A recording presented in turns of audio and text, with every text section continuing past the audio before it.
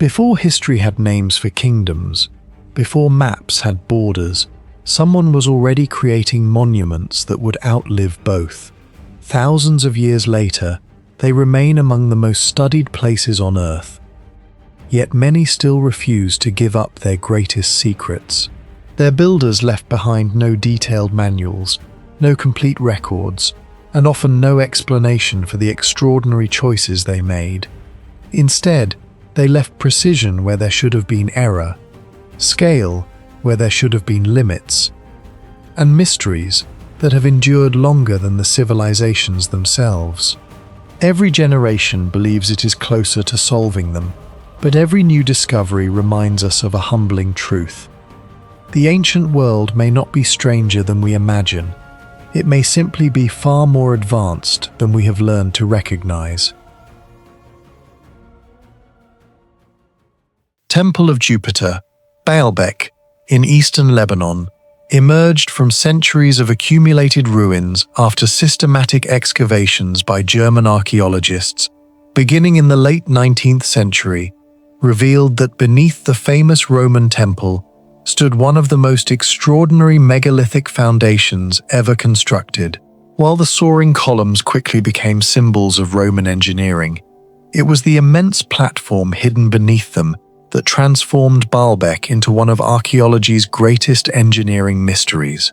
More than a century of surveys, laser measurements, geological studies, and structural analysis have answered many questions about the sanctuary's history, yet they continue to expose an even deeper puzzle: how ancient builders achieved astonishing precision while handling stones that remain among the largest ever incorporated into any completed building. The mystery begins with the platform itself. The Temple of Jupiter occupies a massive rectangular terrace measuring roughly 88 meters by 48 meters, carefully leveled despite resting on uneven limestone bedrock.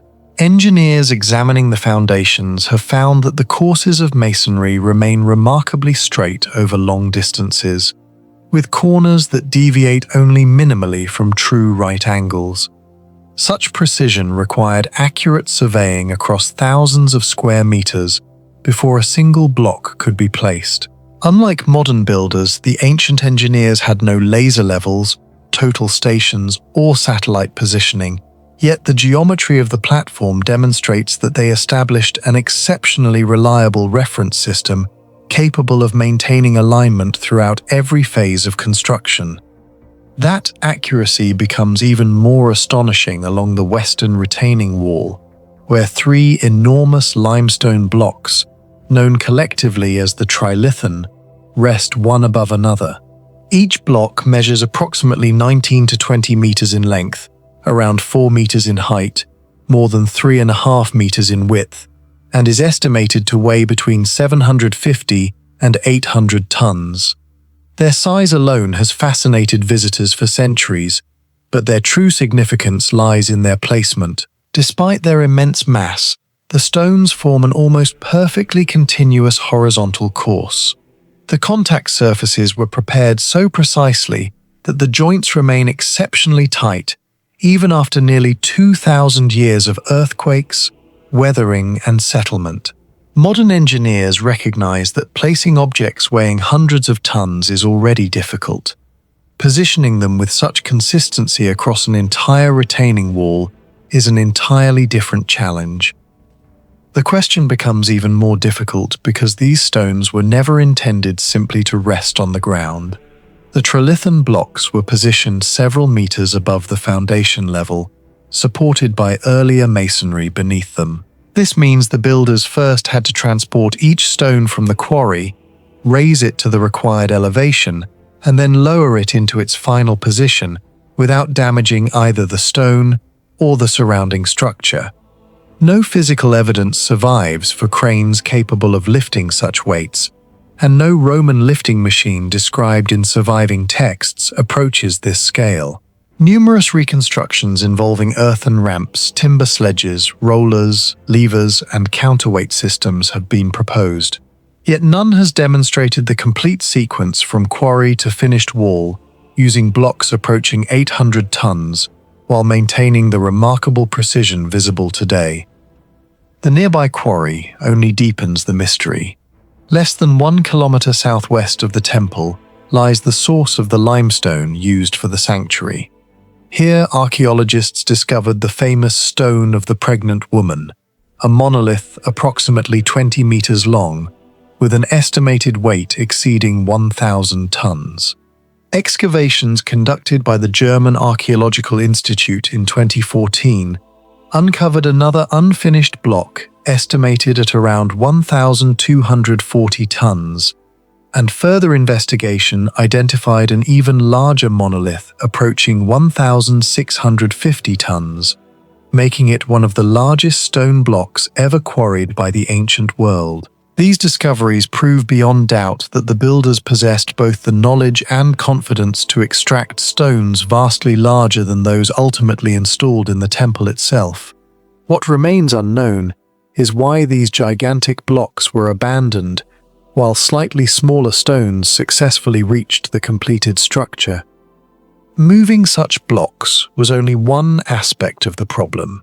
Before transport even began, every surface had to be cut with extraordinary accuracy.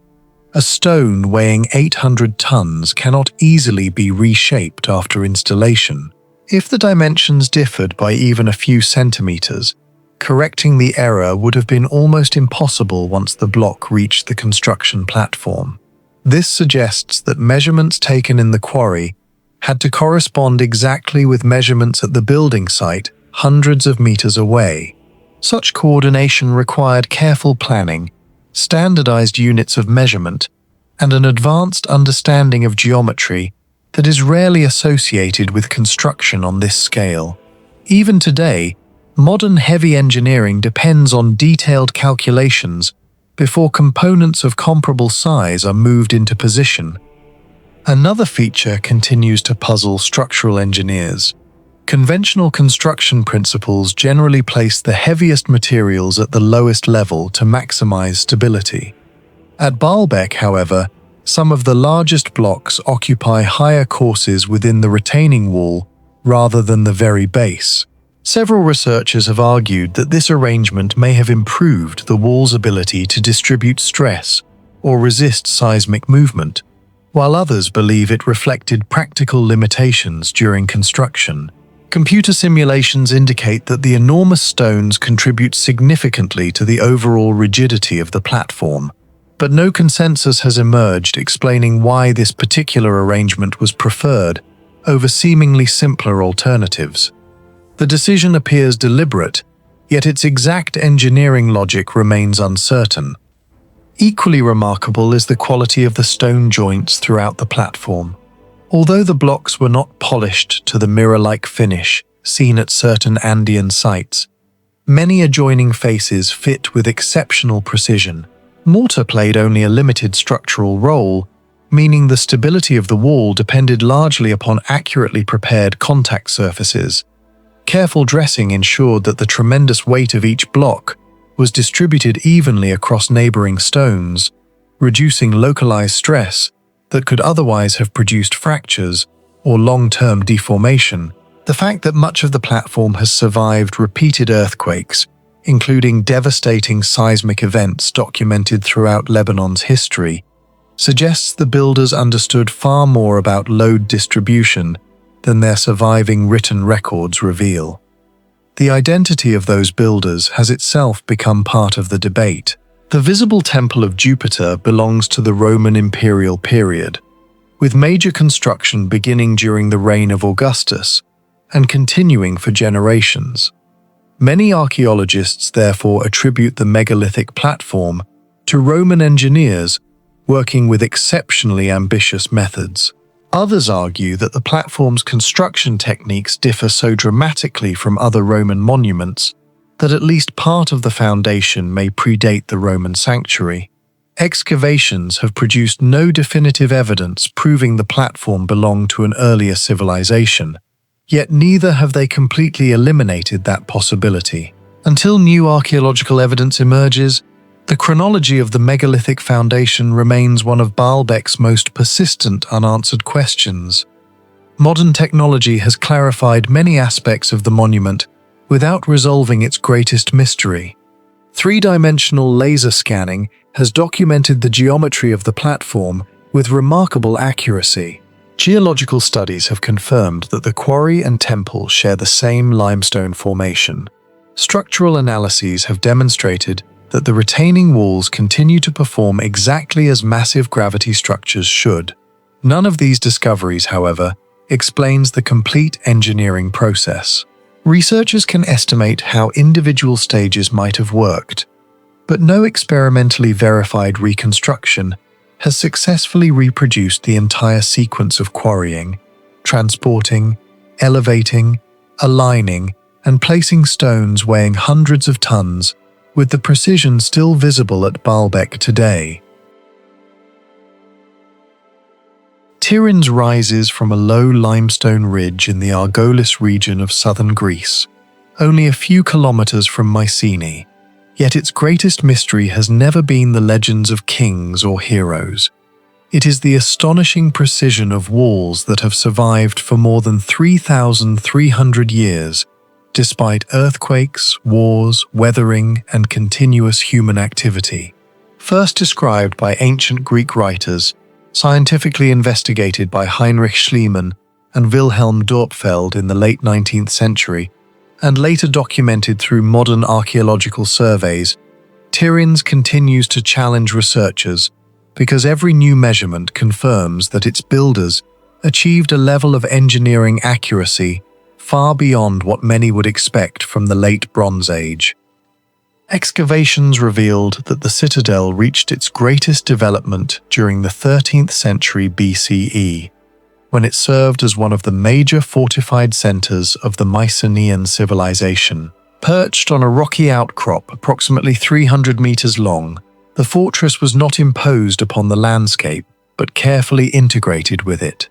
Rather than leveling the ridge into an artificial platform, the architects adapted every section of the walls to the natural contours of the bedrock, minimizing structural stress while maximizing stability. Modern geological studies indicate that the limestone foundation provided exceptional load-bearing capacity, yet that alone cannot explain why enormous masonry, standing directly above one of Greece's most seismically active regions, remains remarkably intact after countless earthquakes. The walls themselves immediately raise questions that archaeology cannot answer with complete certainty.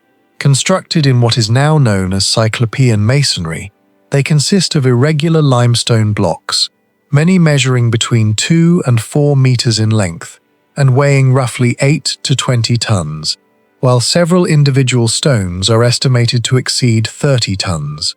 Ancient Greeks themselves believed only the mythical Cyclopes could have assembled such structures because they no longer understood how ordinary humans could move stones of that scale.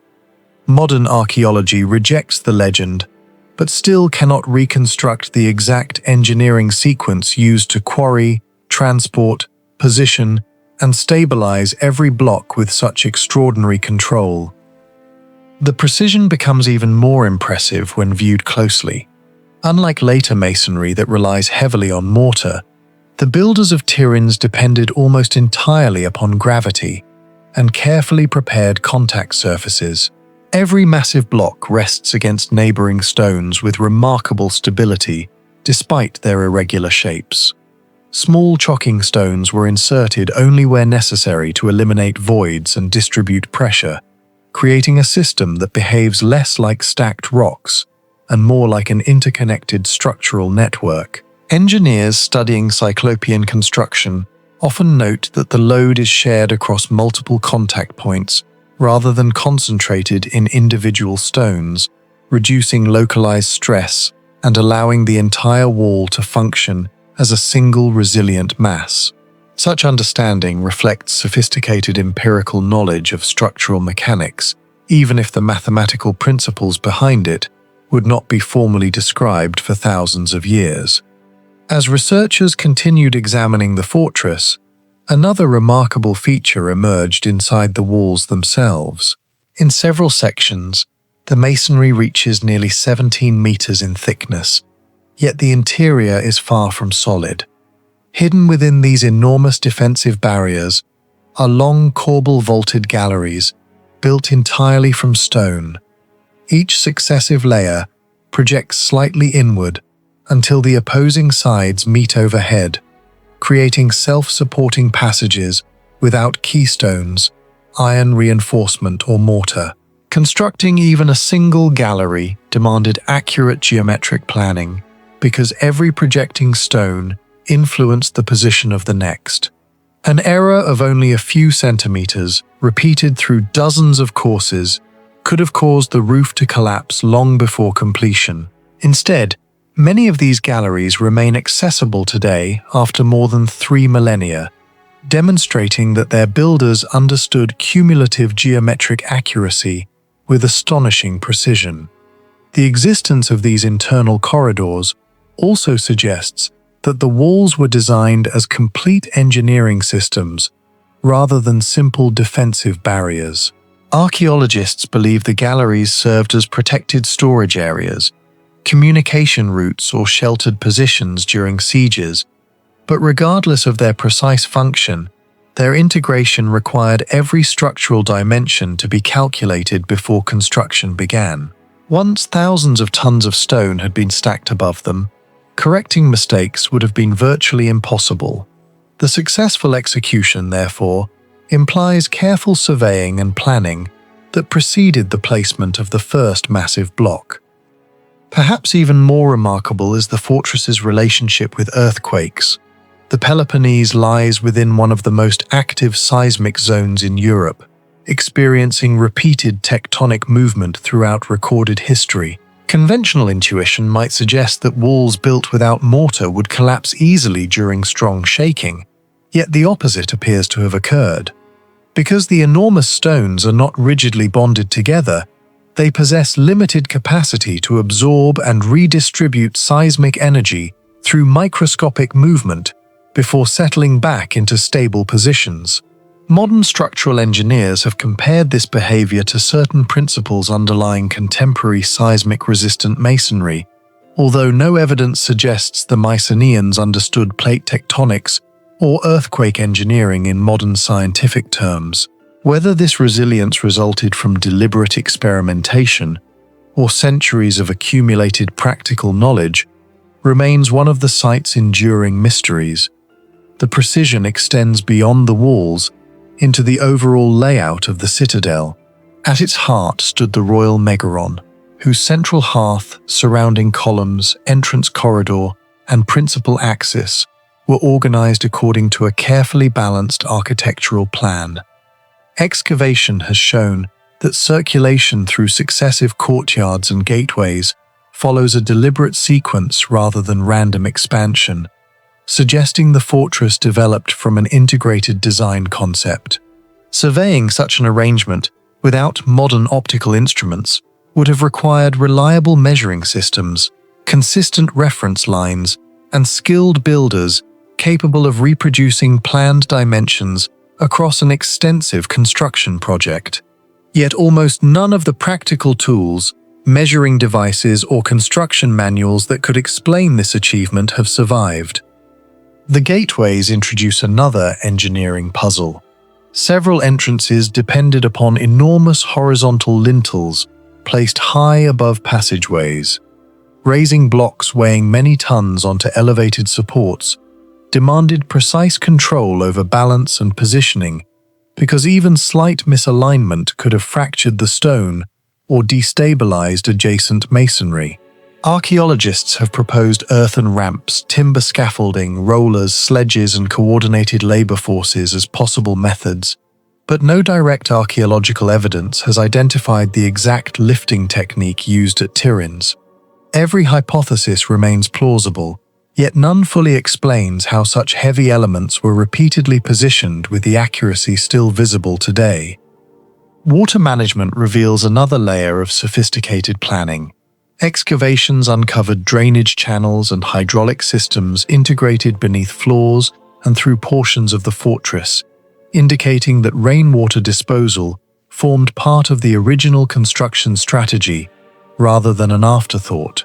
Effective drainage reduced hydrostatic pressure against the foundations, while limiting erosion around critical structural elements, contributing to the fortress's extraordinary longevity.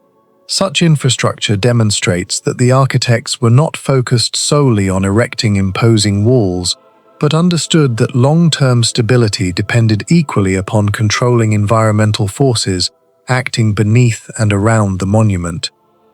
Recent technologies have made the mystery even more compelling instead of resolving it. High-resolution laser scanning, digital photogrammetry, and three-dimensional structural modeling allow researchers to document the geometry of every exposed stone with millimeter-level precision.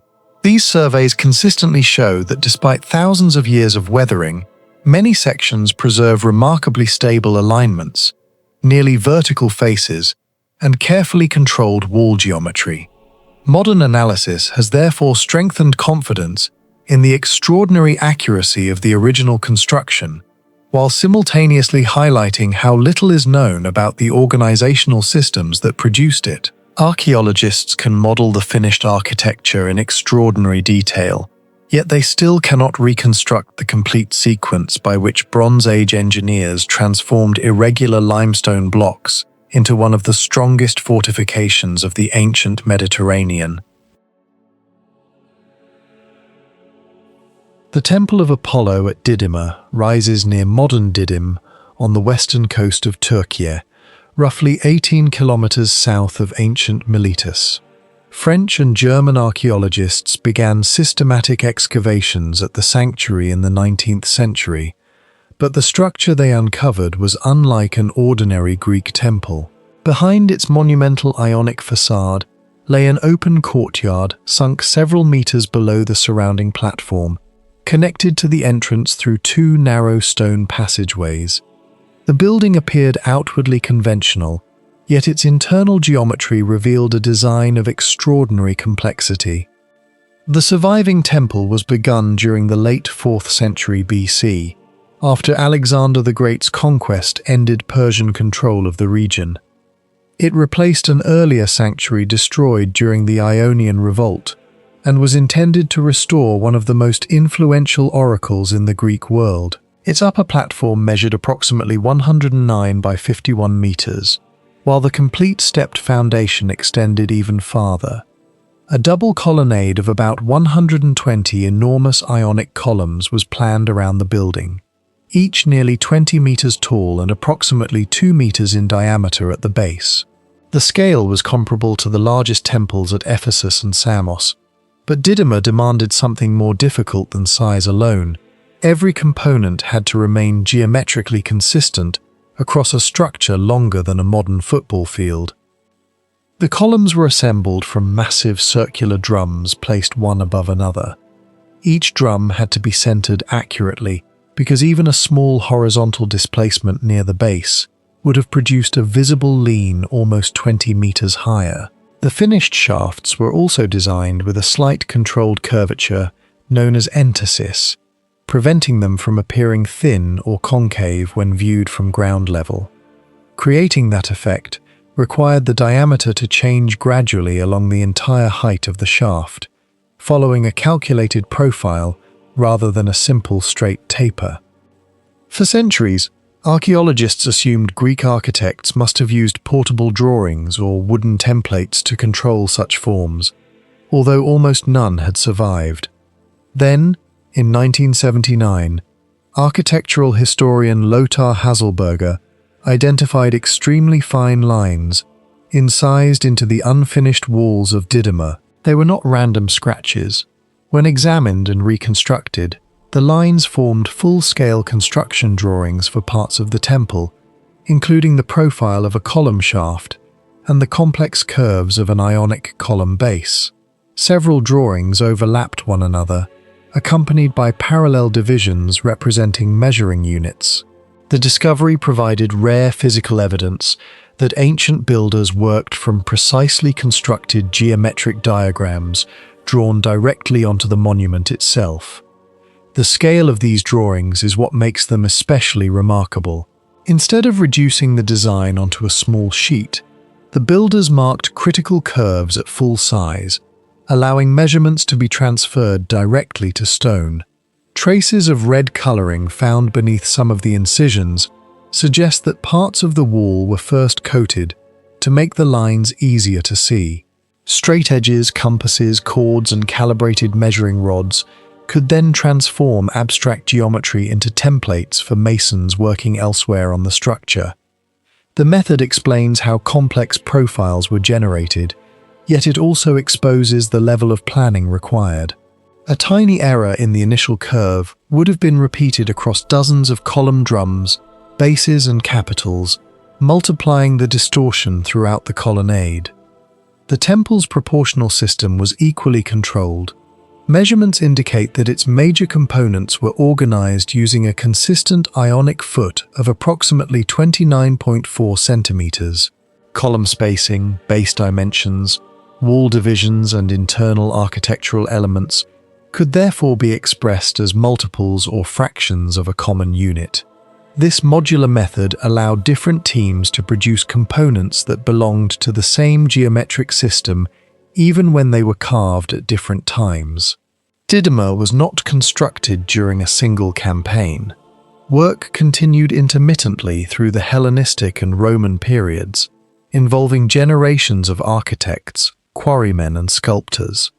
Maintaining a recognizable design over such a long period required the original numerical rules to be preserved and repeatedly communicated.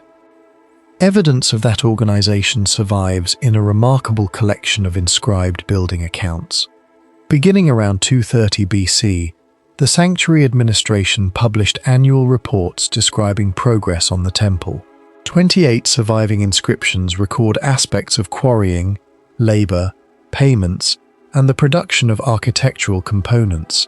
These texts show that the construction was not an improvised accumulation of stone, but a carefully administered project in which individual stages were documented and measured.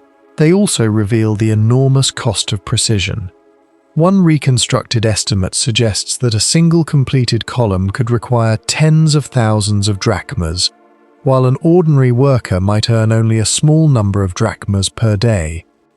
The most difficult engineering challenge, however, was hidden inside the building. From the exterior, Didyma appeared to contain a normal enclosed sanctuary, yet its central adyton was an open-air courtyard measuring approximately 53 by 21 meters, with its floor about 4 meters below the surrounding colonnade. The sacred spring and a smaller shrine to Apollo stood at the bottom. Because of this difference in level, worshippers could not simply walk through a conventional doorway. The architects instead created two long, narrow, barrel-vaulted passages descending from the entrance platform into the courtyard. Each passage extended for more than 21 meters while remaining only slightly wider than 1 meter. Constructing these passages required rows of individually shaped stone blocks to form the sloping walls and continuous vaults. The blocks were not interchangeable, so placement marks were carved onto them to identify their correct sequence. Every course had to meet its opposite side at the proper angle, while preserving a controlled descent over the full length of the tunnel. If the initial slope, wall alignment, or curvature of the vault had drifted even slightly, the two sides would not have closed correctly. The surviving masonry demonstrates not mysterious machinery, but a disciplined system of surveying, numbering, and three-dimensional planning, whose complete working sequence remains difficult to reconstruct. Another architectural puzzle stood between the entrance hall and the sunken courtyard. A monumental doorway nearly 14 meters high opened toward the adyton, but its threshold was positioned far above the courtyard floor and could not have functioned as an ordinary entrance. The opening may have framed ritual appearances, amplified the separation between worshippers and the oracle, or allowed sacred pronouncements to be delivered from an elevated interior chamber. Its exact ceremonial function remains uncertain because ancient descriptions of the Didyma oracle are incomplete. Archaeologists can measure the doorway with great accuracy, Yet geometry alone cannot explain how priests, petitioners, and attendants moved through the sanctuary during consultation. The unfinished state of the temple preserves details that would normally have disappeared beneath polishing and decoration. Several column drums remain covered with protective stone projections that were meant to be removed during final finishing. Other surfaces retain setting lines, lifting points, tool marks, and incomplete fluting.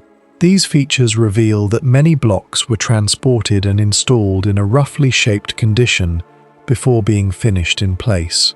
That sequence reduced the risk of damaging delicate ornament during transport, but it required masons working high above the ground to align grooves and decorative profiles with components already installed below them.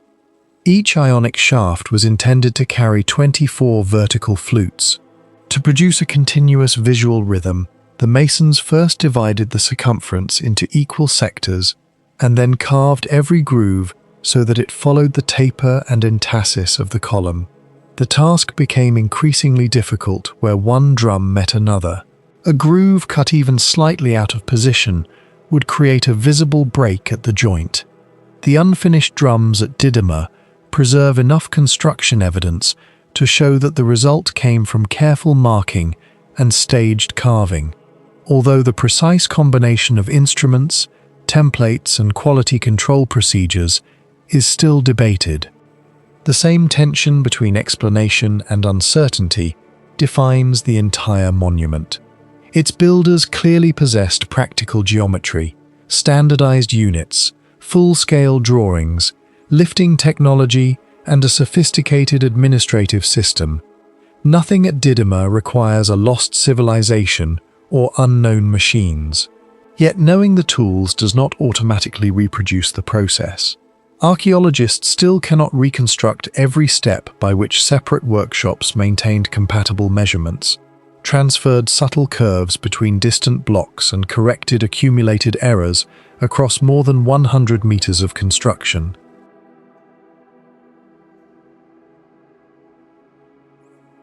Temple of Olympian Zeus rises within the Valley of the Temples, near Agrigento, on the southern coast of Sicily, Italy. The immense ruins were already noted by ancient writers, but systematic archaeological investigations, beginning in the 18th and 19th centuries, gradually revealed that this shattered monument was once intended to become the largest Doric temple ever constructed in the Greek world. Even after centuries of excavation, laser surveys, architectural reconstruction, and structural analysis, the monument continues to challenge researchers because nearly every surviving block demonstrates extraordinary planning, while many of the engineering decisions behind that precision remain uncertain.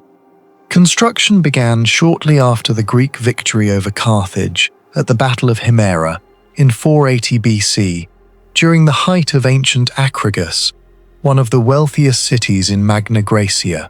Ancient historian Diodorus Siculus described the temple as unmatched in size, yet what survives today suggests that even his account may not fully capture its ambition. Archaeological measurements indicate an overall footprint of approximately 112.7 meters long and 56.3 meters wide, covering more than 6,300 square meters. Had it been completed, the structure would have dwarfed the Parthenon in Athens and ranked among the largest religious buildings ever attempted by the ancient Greeks. Such dimensions alone required remarkable precision, because even a minor surveying error at one end of the foundation could have produced major misalignment across more than 100 meters. Yet modern measurements show that the building maintained an exceptionally consistent geometric plan. The foundation platform immediately reveals the first puzzle. Unlike many monumental temples that evolved through multiple construction phases, the Olympian appears to have been conceived as a single integrated design. Every major architectural element follows an organized proportional system, suggesting that the builders established the complete layout before large-scale construction began. Without optical instruments, modern surveying equipment, or standardized steel measuring tools, ancient engineers nevertheless produced a foundation in which wall alignments, column spacing, and structural rhythm remained strikingly regular. Archaeologists continue to debate the exact measurement system employed because no construction drawings or written engineering instructions have survived, leaving only the finished geometry itself as evidence of the planning process. That geometric precision becomes even more remarkable because the temple abandoned the traditional formula followed by nearly every other monumental Doric sanctuary.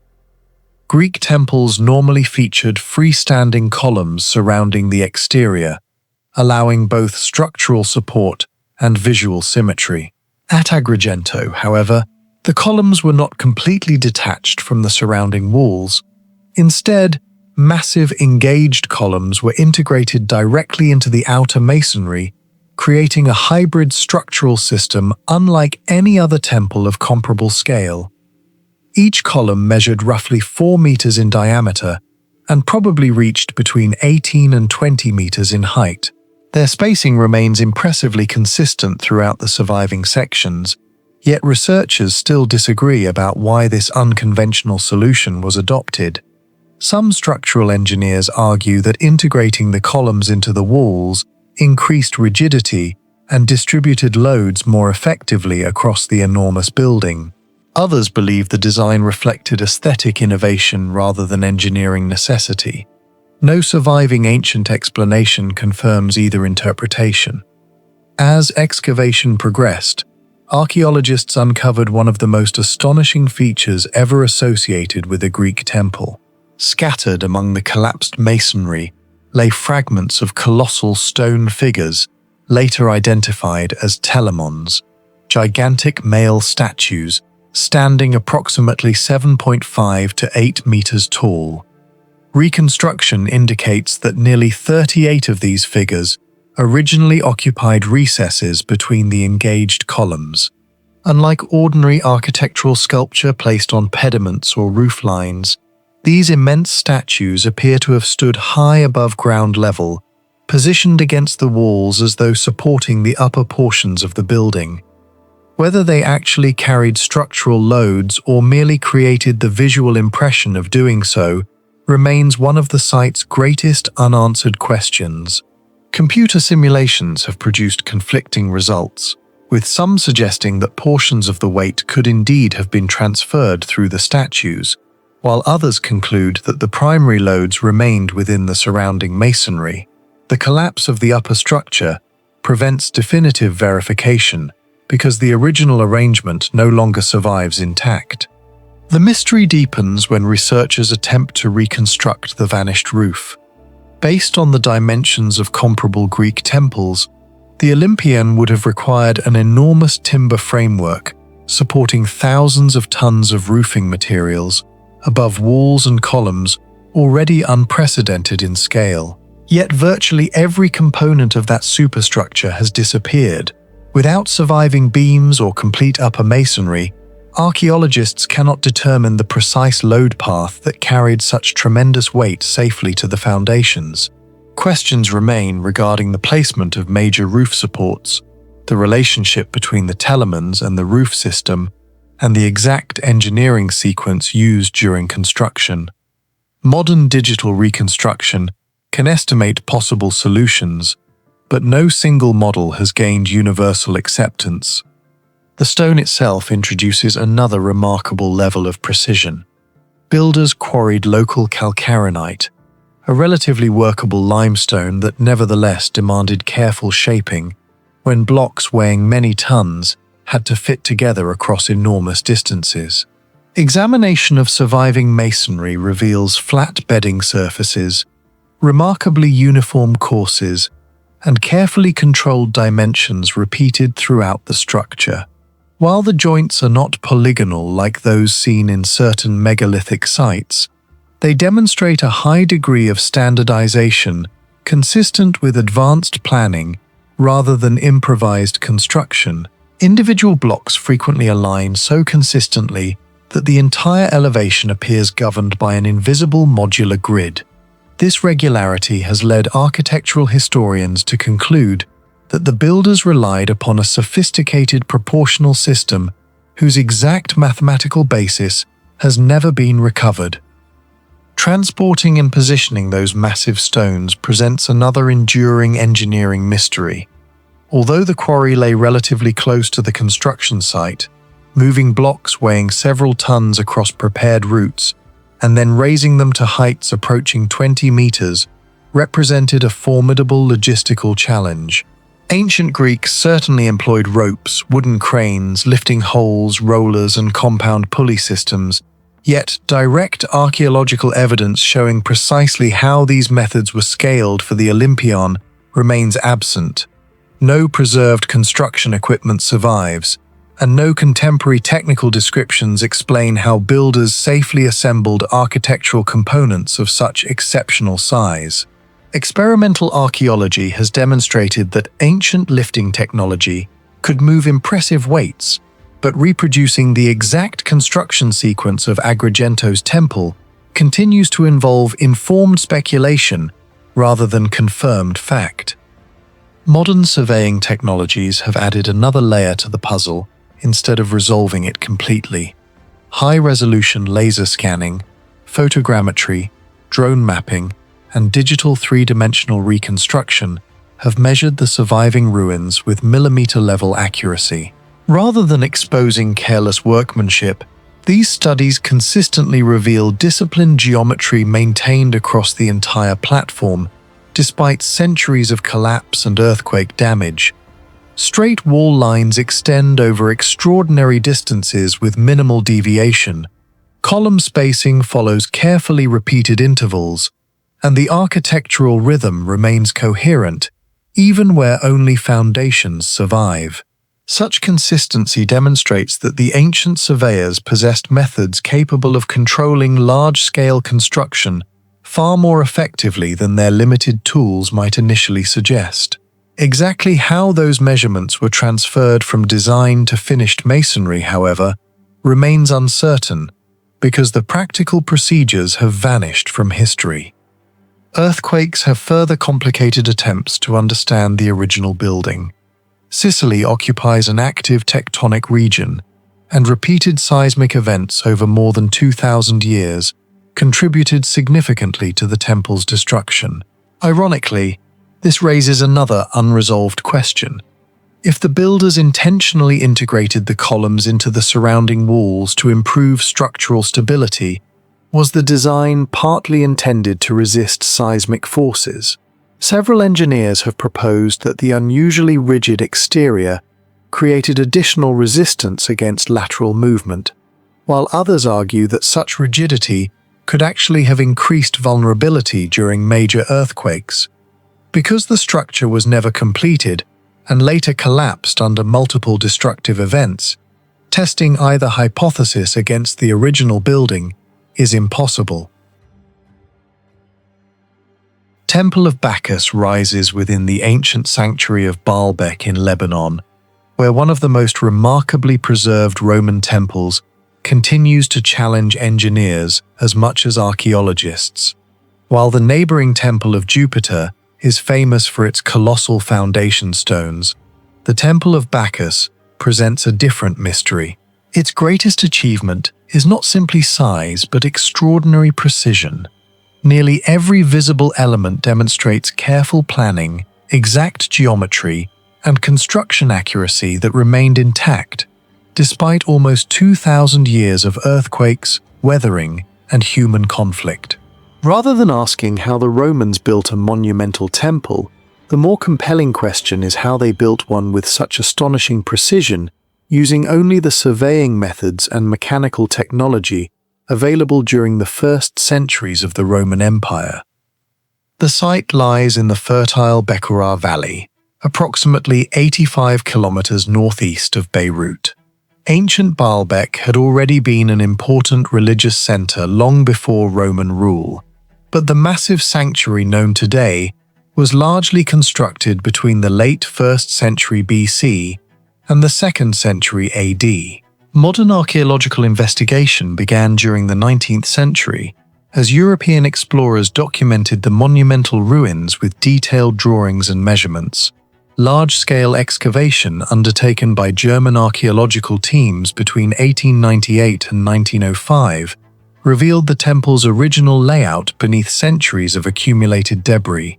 More recently, laser scanning, photogrammetry, structural monitoring, and three-dimensional digital models have allowed researchers to measure the monument with millimeter-level accuracy, revealing just how consistently its geometry was maintained across an enormous structure. The temple itself measures approximately 66 meters in length and 35 meters in width.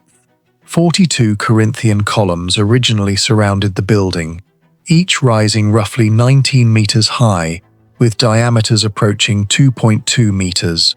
Many of the architectural blocks forming the entablature weigh between 20 and 60 tons, while several architrave stones positioned high above the columns are estimated to exceed 70 tons.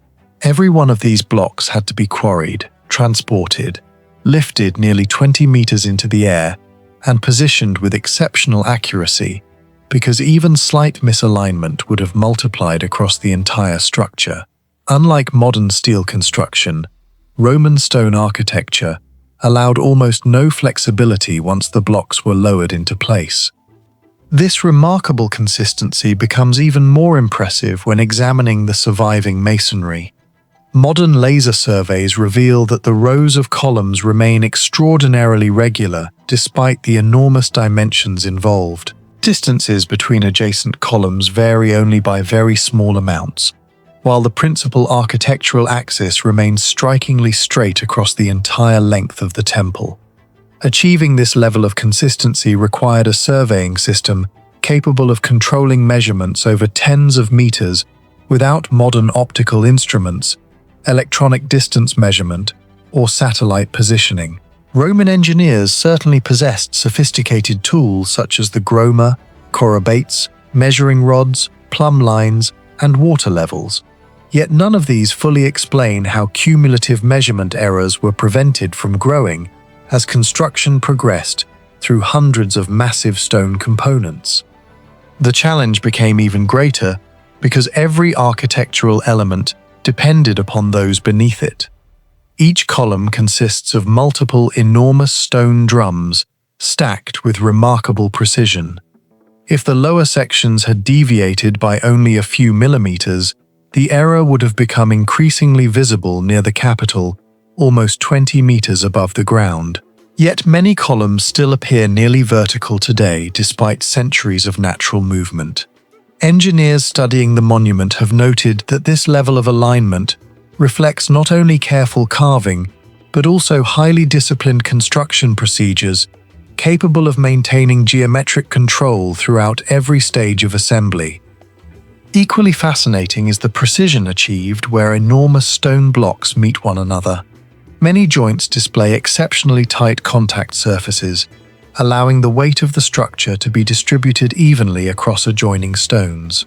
The objective was not to create perfectly invisible joints, but to maximize stability by ensuring broad and consistent bearing surfaces. Such accuracy required quarry workers to shape blocks with extraordinary care before transport, while construction crews prepared each receiving surface with equal precision.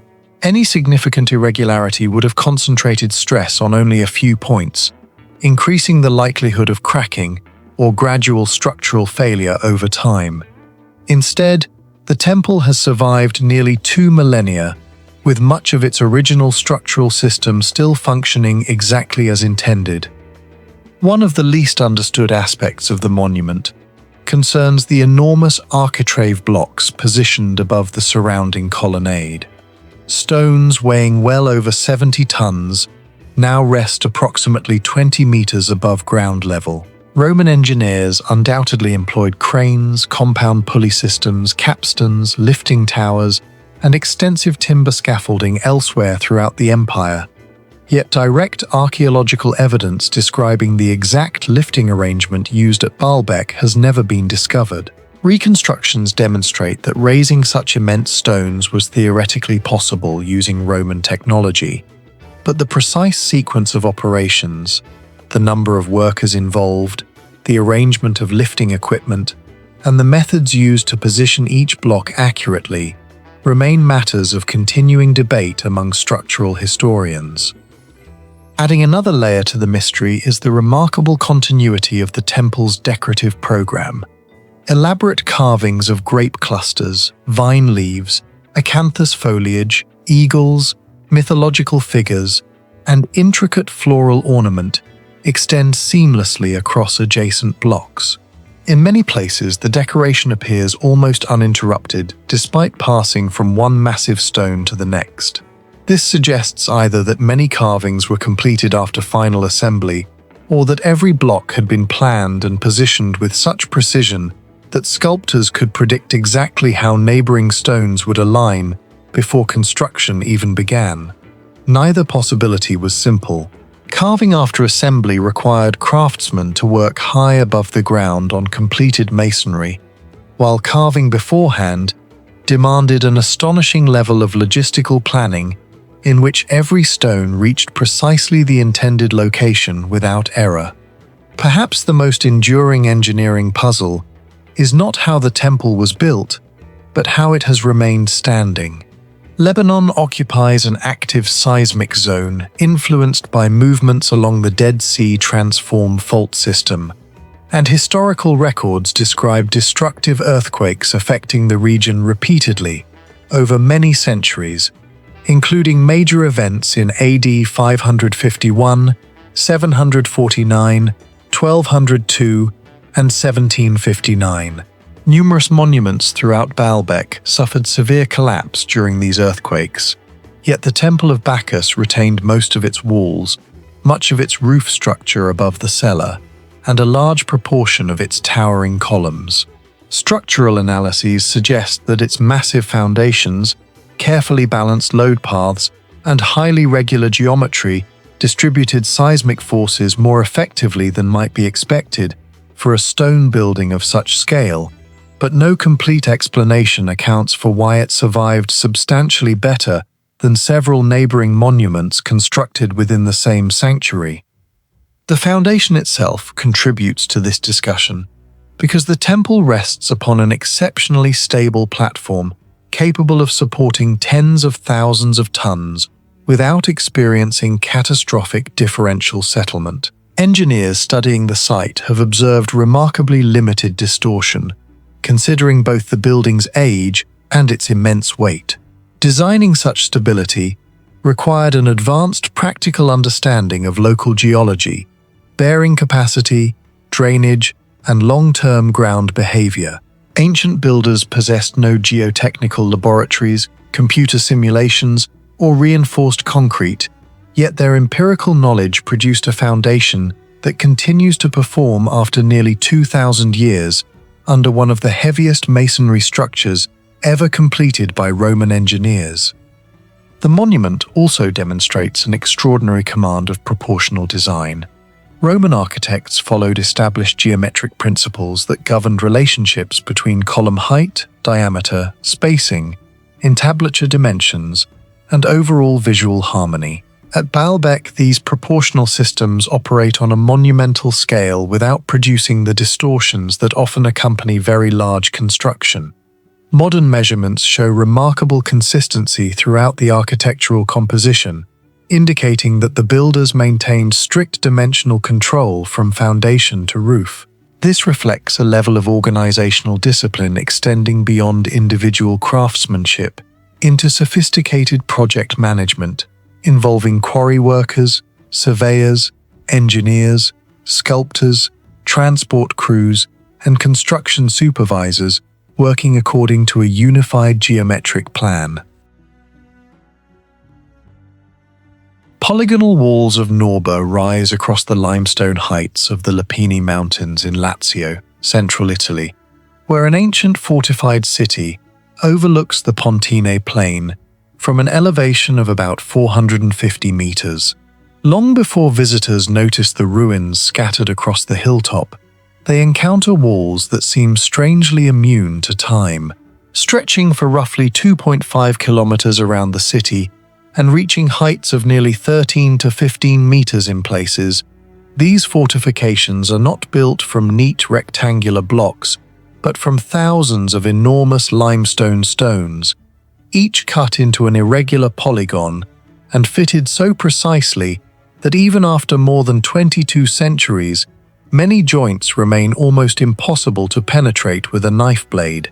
Their extraordinary precision has made Norba one of the finest surviving examples of polygonal masonry, a construction technique whose true working methods remain only partially understood.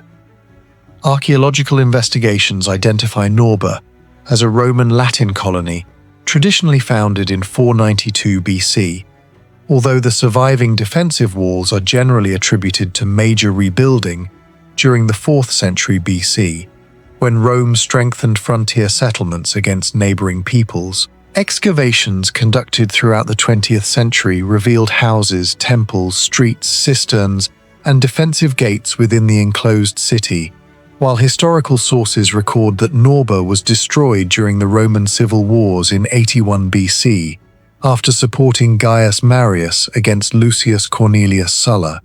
The settlement burned, its inhabitants disappeared, and much of the city collapsed, yet the walls remained standing.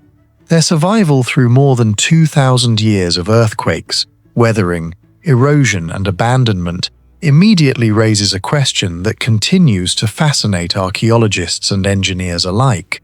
How did ancient builders produce masonry so accurate that its structural integrity still rivals far younger constructions? Unlike conventional stone architecture, the walls of Norba contain almost no standardized blocks. Every visible stone possesses its own unique geometry, often displaying 5, 6, 8, or even more carefully shaped faces. Rather than stacking uniform pieces like bricks, ancient masons appear to have treated every block as part of an immense three-dimensional puzzle in which each contact surface had to match the neighboring stone with exceptional accuracy.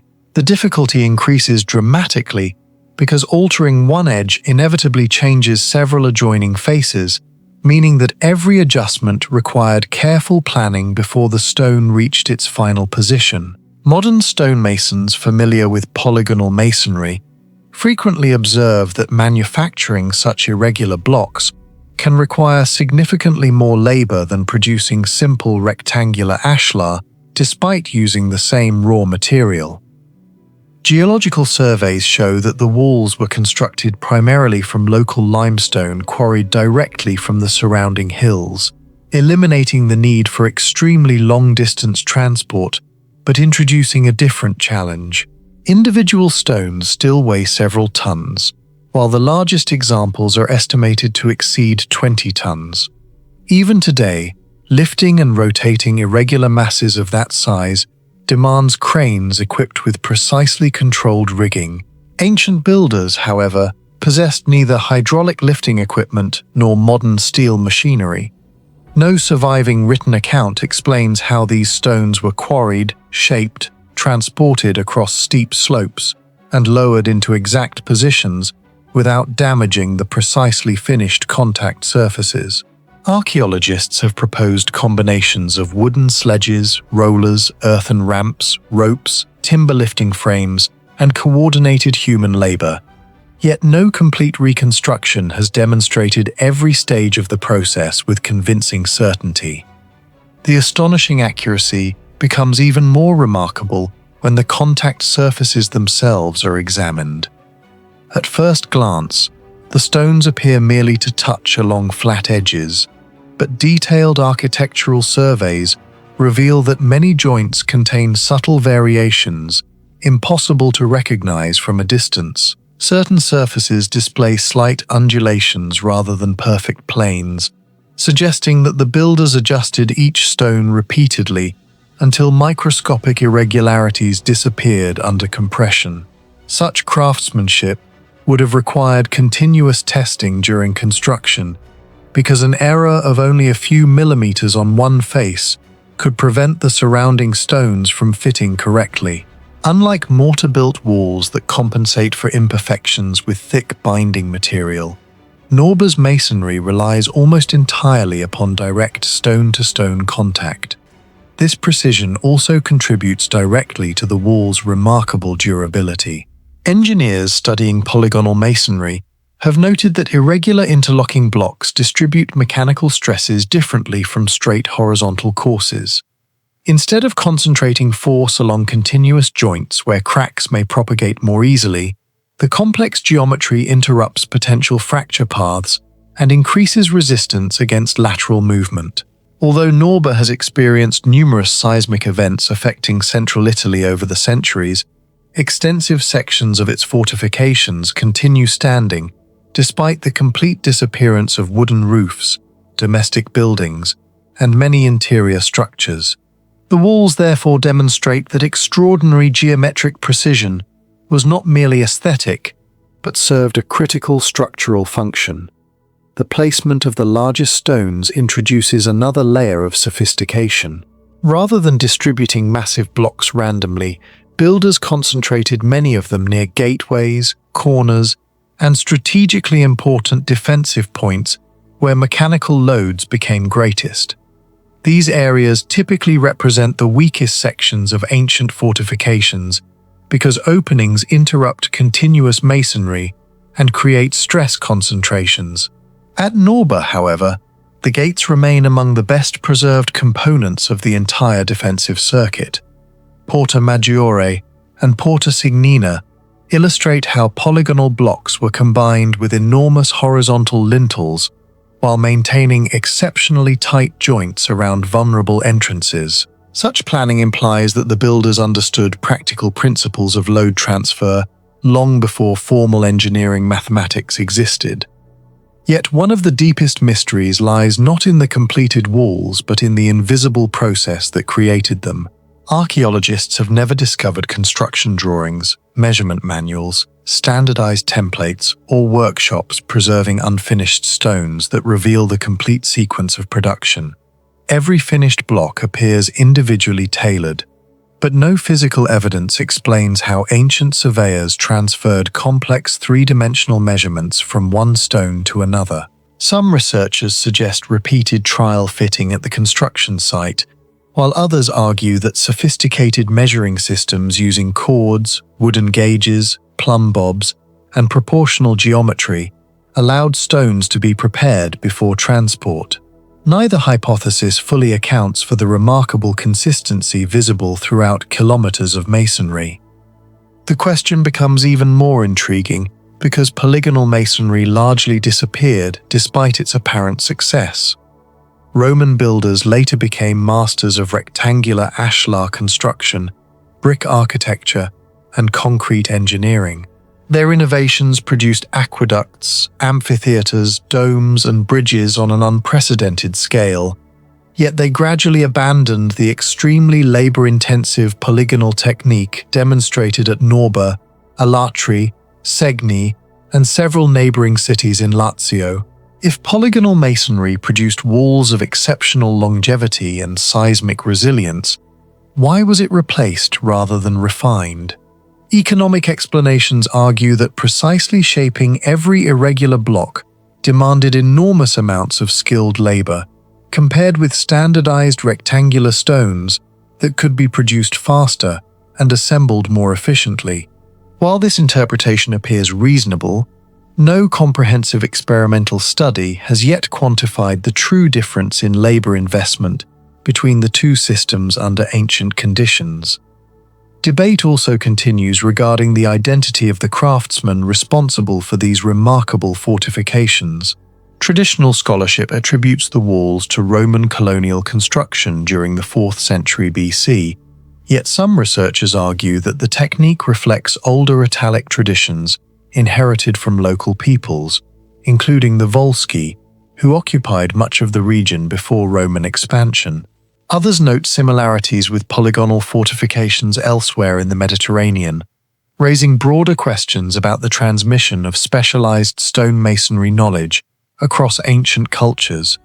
Because surviving literary sources describe military campaigns far more often than construction methods, the practical expertise behind these walls vanished almost completely from the historical record.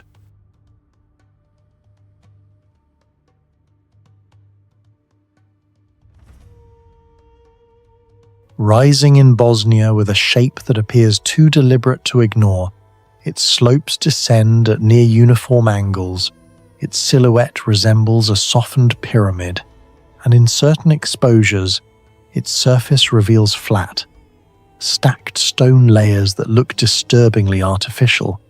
This is not a monument recognized by archaeology, not a protected site, not even a widely studied anomaly. And yet, Begicea Glavica presents a problem that sits uncomfortably between geology and design, because the question is no longer whether nature can produce geometric forms. It can. The real question is, how precise does a natural structure have to be before it stops looking accidental? At what point does coincidence begin to resemble intention so closely that the distinction itself becomes unstable? Unlike most ancient sites, Begicea Glavica was not discovered in a dramatic archaeological moment. It was always there, mapped, walked upon, ignored. Its presence too ordinary to demand explanation.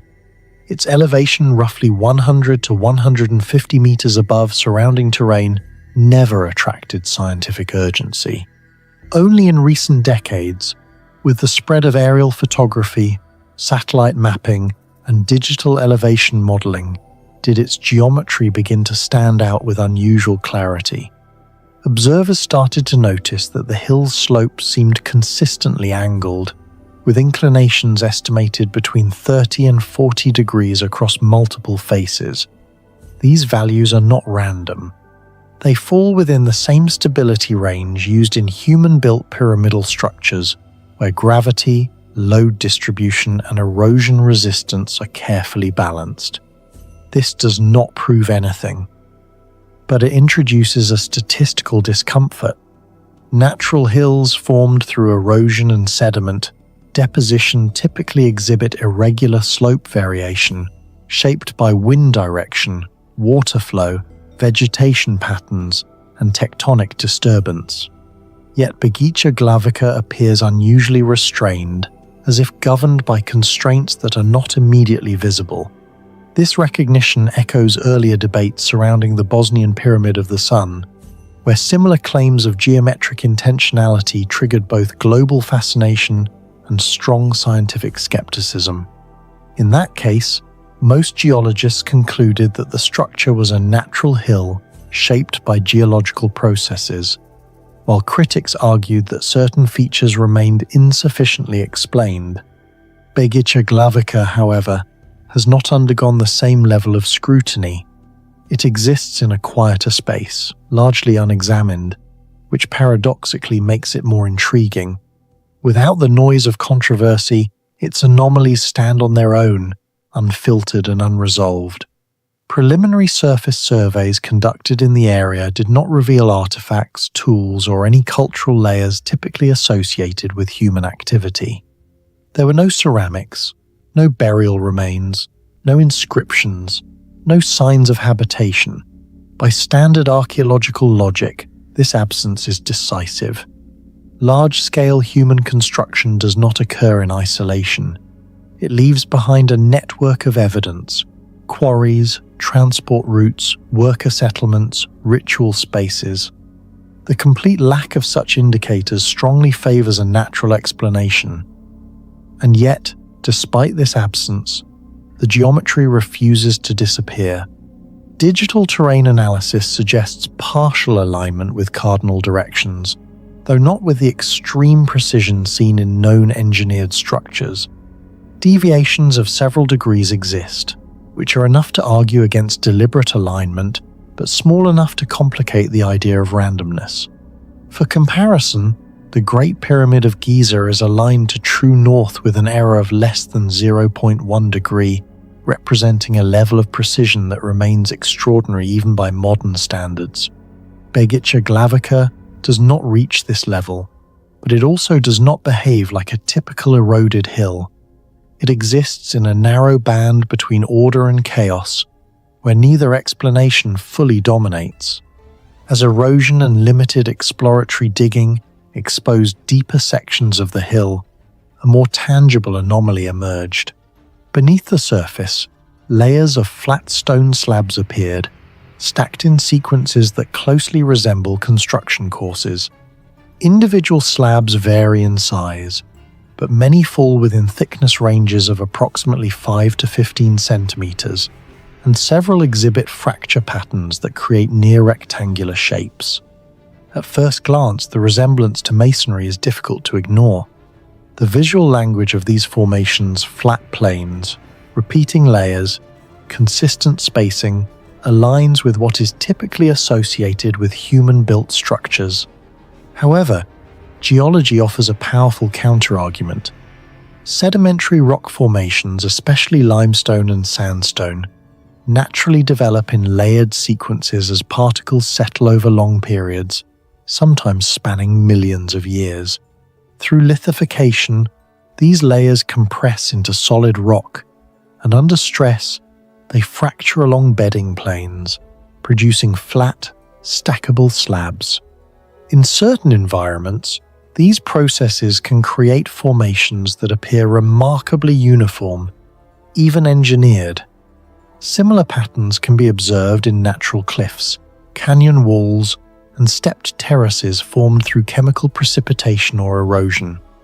The anomaly at Begica Glavica lies not in the existence of layers, but in their presentation. In some exposed sections, the layers are not purely horizontal but appear slightly angled, following a consistent directional gradient that mirrors the external slope of the hill. In engineered structures, such alignment would suggest intentional design for load distribution, ensuring structural stability under weight. In geological terms, this could be explained by tectonic tilting or post-depositional deformation. However, such tilting is rarely uniform across multiple exposed sections without accompanying signs of distortion, fragmentation, or irregular stress patterns. Here, the layers appear both tilted and orderly, a combination that is difficult to categorize definitively.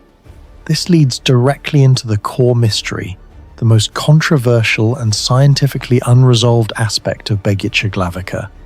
Whether these layered stones are purely geological formations or the remnants of an unknown construction process. The geological explanation remains robust and grounded in established science. Stratification, lithification, and natural fracturing can collectively produce structures that mimic artificial forms, especially under stable environmental conditions. In this model, Begica Glavica is not unique. It is simply an example of how natural processes can create patterns that humans instinctively interpret as designed. Comparable formations exist in layered sandstone regions, basalt column structures, and limestone terraces, where repetition and geometry emerge without any human involvement. Yet, the architectural hypothesis persists, not because it is proven, but because certain observations resist easy dismissal. Some slabs display edge-like boundaries that appear sharper than typical erosion patterns would suggest.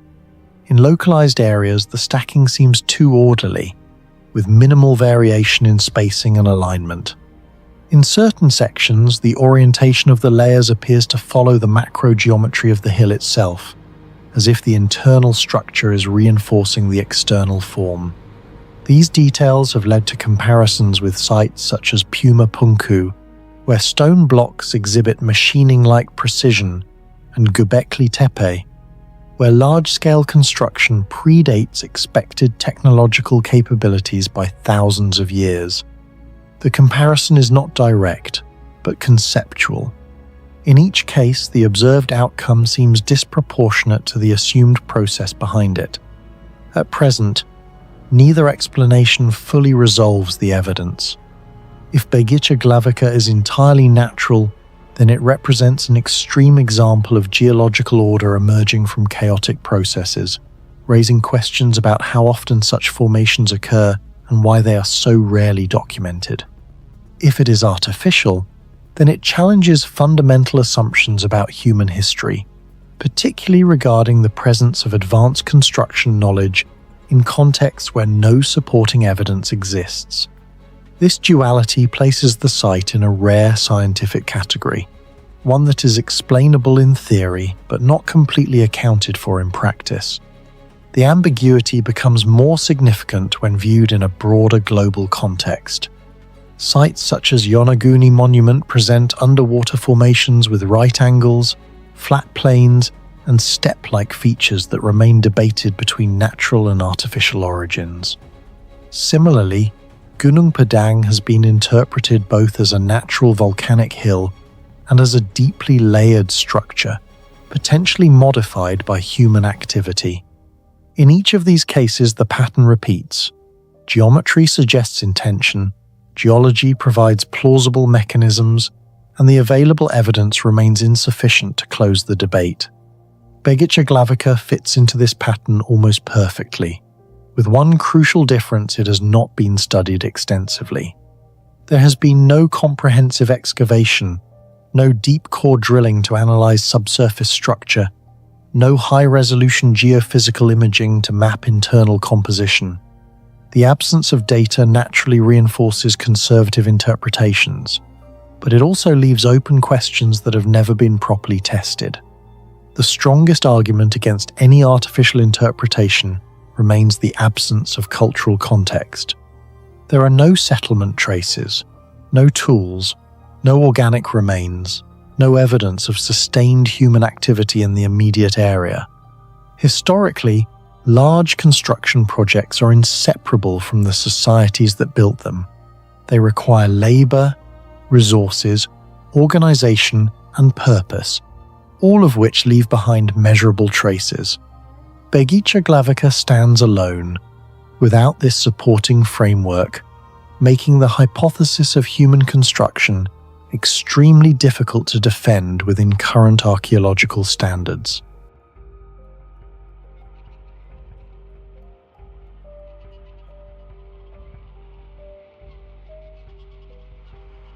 Far beyond the crowded temples of Luxor, hidden beneath the burning limestone cliffs west of the Nile, lies a necropolis where some colours have survived longer than entire civilizations. Inside the Valley of the Queens, paintings more than 3,000 years old still glow with the deep blues, blood reds, and gold tones so vivid they appear almost modern. Archaeologists expected faded dust. Instead, they found walls that looked freshly painted. The deeper researchers looked, the stranger the sight became. The valley was officially explored in the early 19th century by European expeditions, but systematic excavation accelerated after the work of Ernesto Schiaparelli in 1904, when the tomb of Queen Nefertari was uncovered. Buried beneath debris and sealed chambers, the tomb revealed some of the finest surviving art in ancient Egypt. What shocked researchers was not only the beauty of the paintings, but their impossible preservation. The greatest mystery of the Valley of the Queens is not gold, mummies, or curses, it is chemistry. In the tomb of Queen Nefertari, many pigments remain astonishingly vibrant after more than 30 centuries. Modern conservation teams discovered that the walls were built in multiple engineered layers: limestone bedrock, mud plaster, fine gypsum coating, mineral pigments, and an ultra-thin protective organic layer. The structure functioned almost like a sealed laboratory environment. The famous Egyptian blue pigment remains one of the oldest synthetic pigments ever created by humans. To produce it, ancient craftsmen had to heat silica, copper compounds, calcium, and alkali materials to temperatures between 850 and 1000 degrees Celsius. That level of thermal control rivals early industrial ceramic production. Even more mysterious, modern infrared imaging revealed that Egyptian blue emits luminescence under infrared light, a property unknown to science until recent centuries. Compared with Roman frescoes in Pompeii, many of which faded or deteriorated after volcanic exposure, or medieval pigments that darkened within a few hundred years, the Valley of the Queens demonstrates chemical stability that seems centuries ahead of its era. Scientists studying the tombs also discovered that the walls absorb and release moisture extremely slowly. Salt crystallization, one of the greatest enemies of ancient art, was minimized because the tombs maintained unusually stable humidity levels. Some researchers now believe the Egyptians intentionally selected certain plaster mixtures to regulate microscopic water movement inside the walls. The mystery becomes even deeper when examining restoration damage. After the tomb of Nefertari was opened to tourism in the 20th century, rising humidity from visitors immediately began degrading the paintings. Carbon dioxide, sweat moisture, and airborne fungi started damaging surfaces that had remained stable for over 3,000 years. This revealed a disturbing truth. The tombs may have originally been engineered as perfectly balanced microclimate chambers. No one fully understands how ancient Egyptian builders achieved such environmental precision without modern chemistry, climate science, or laboratory instruments. The Valley of the Queens was carved directly into unstable limestone cliffs near ancient Thebes. Geological surveys show that many sections of the rock contain natural fractures capable of causing collapses. Yet, numerous chambers survived thousands of years with minimal structural failure. Ancient engineers appear to understand stress distribution inside the mountain. Several chambers feature subtly curved ceilings that function similarly to load-dispersing vaults in later Roman and Gothic architecture. In some areas, workers intentionally left stone pillars untouched, creating primitive load-bearing support systems. The precision is difficult to explain. Many corridors maintain remarkably straight cuts over long underground distances despite supposedly being excavated with copper chisels and dolerite-pounding stones. Some wall surfaces are so smooth that modern archaeologists originally assumed later restoration work had modified them. Researchers also identified narrow ventilation shafts and secondary pits that may have reduced heat buildup and dust during excavation. Mining engineers have compared these systems to early underground airflow management techniques. For a civilization working in darkness with oil lamps, primitive tools, and no modern surveying equipment, the consistency of these underground structures remains deeply puzzling. Several tomb ceilings inside the Valley of the Queens contain detailed celestial imagery representing the Egyptian afterlife. But these were not simple decorations. The stars painted across the ceilings may correspond to real astronomical cycles, particularly Sirius, whose heliacal rising mark the annual Nile flood. Some Egyptologists believe the ceilings encoded calendrical information tied to agricultural cycles and religious ceremonies. The precision of certain star arrangements has generated debate for decades. Ancient Egyptians may have observed the sky continuously over centuries to maintain long-term astronomical records. What fascinates modern lighting specialists is the visual effect inside the tombs. Under weak torchlight, the deep blue pigments absorb light differently from surrounding mineral paints, causing stars to appear unusually vivid in darkness. Some researchers compare the effect to primitive immersive environmental design. In a sealed underground chamber illuminated only by flickering firelight, the ceilings may have appeared almost alive.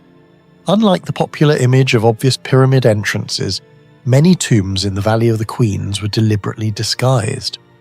Entrances were concealed beneath rubble, plaster coatings, and natural-looking rock debris.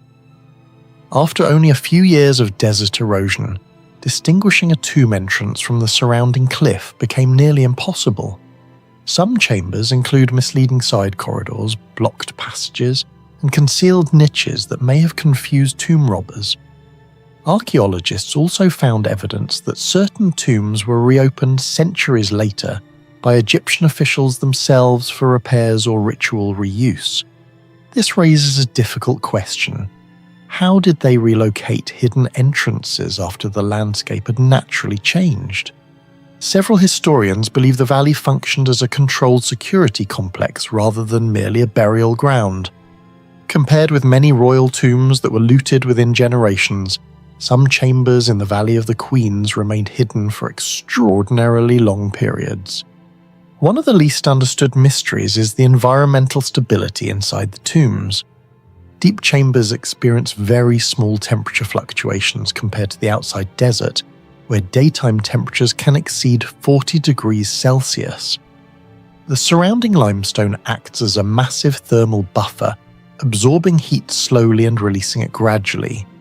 Modern monitoring revealed that even slight increases in visitor numbers dramatically alter humidity and carbon dioxide levels.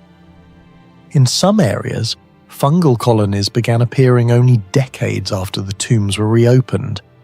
This suggests the original environment existed in an extremely delicate equilibrium for thousands of years. Scientists now compare certain chambers to sealed archival vaults designed for long-term preservation. Yet these chambers were built over 3,000 years ago, with no electricity, no climate control systems, and no modern understanding of microbiology. The longer researchers study the valley, the more it appears that ancient Egyptian builders possessed an environmental awareness far beyond what historians once believed possible. Near the Valley of the Queens stood the workers' village of Deir el-Medina, where archaeological records revealed organized labor shifts, material management, payment systems, and strict progress tracking. This looked less like chaotic slave labor and more like a highly coordinated engineering project. Thousands of square meters of paintings, carvings, and plasterwork inside the tombs may have been completed within only a few years, requiring precise coordination between stonecutters, pigment makers, artists, and priests. Do you think the ancient Egyptian possessed engineering knowledge far beyond what modern historians currently accept? Share your thoughts in the comments below. At an altitude of over 5,000 meters in the remote reaches of the Himalayas, a small glacial lake appears unremarkable for most of the year. Frozen, isolated, and inaccessible, it blends into a landscape shaped by ice and silence. But when the snow melts, the surface reveals something that should not exist in such numbers or in such a place. Hundreds of human skeletons scattered along the edges of the water, preserved by cold and time. The problem is not simply that these people died here. The problem is that they did not die together, did not come from the same place, and yet appear to have met the same end. Rupkund Lake is not a single mystery. It is a pattern of events repeating across centuries without a clear explanation. The modern story begins in 1942, when a British forest ranger, patrolling the region during the late colonial period of India, came across a disturbing sight. As the ice receded, human bones began to emerge across the lake bed and surrounding slopes.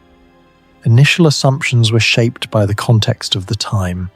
With the Second World War underway, officials speculated that these might be the remains of Japanese soldiers who had attempted an incursion through the mountains.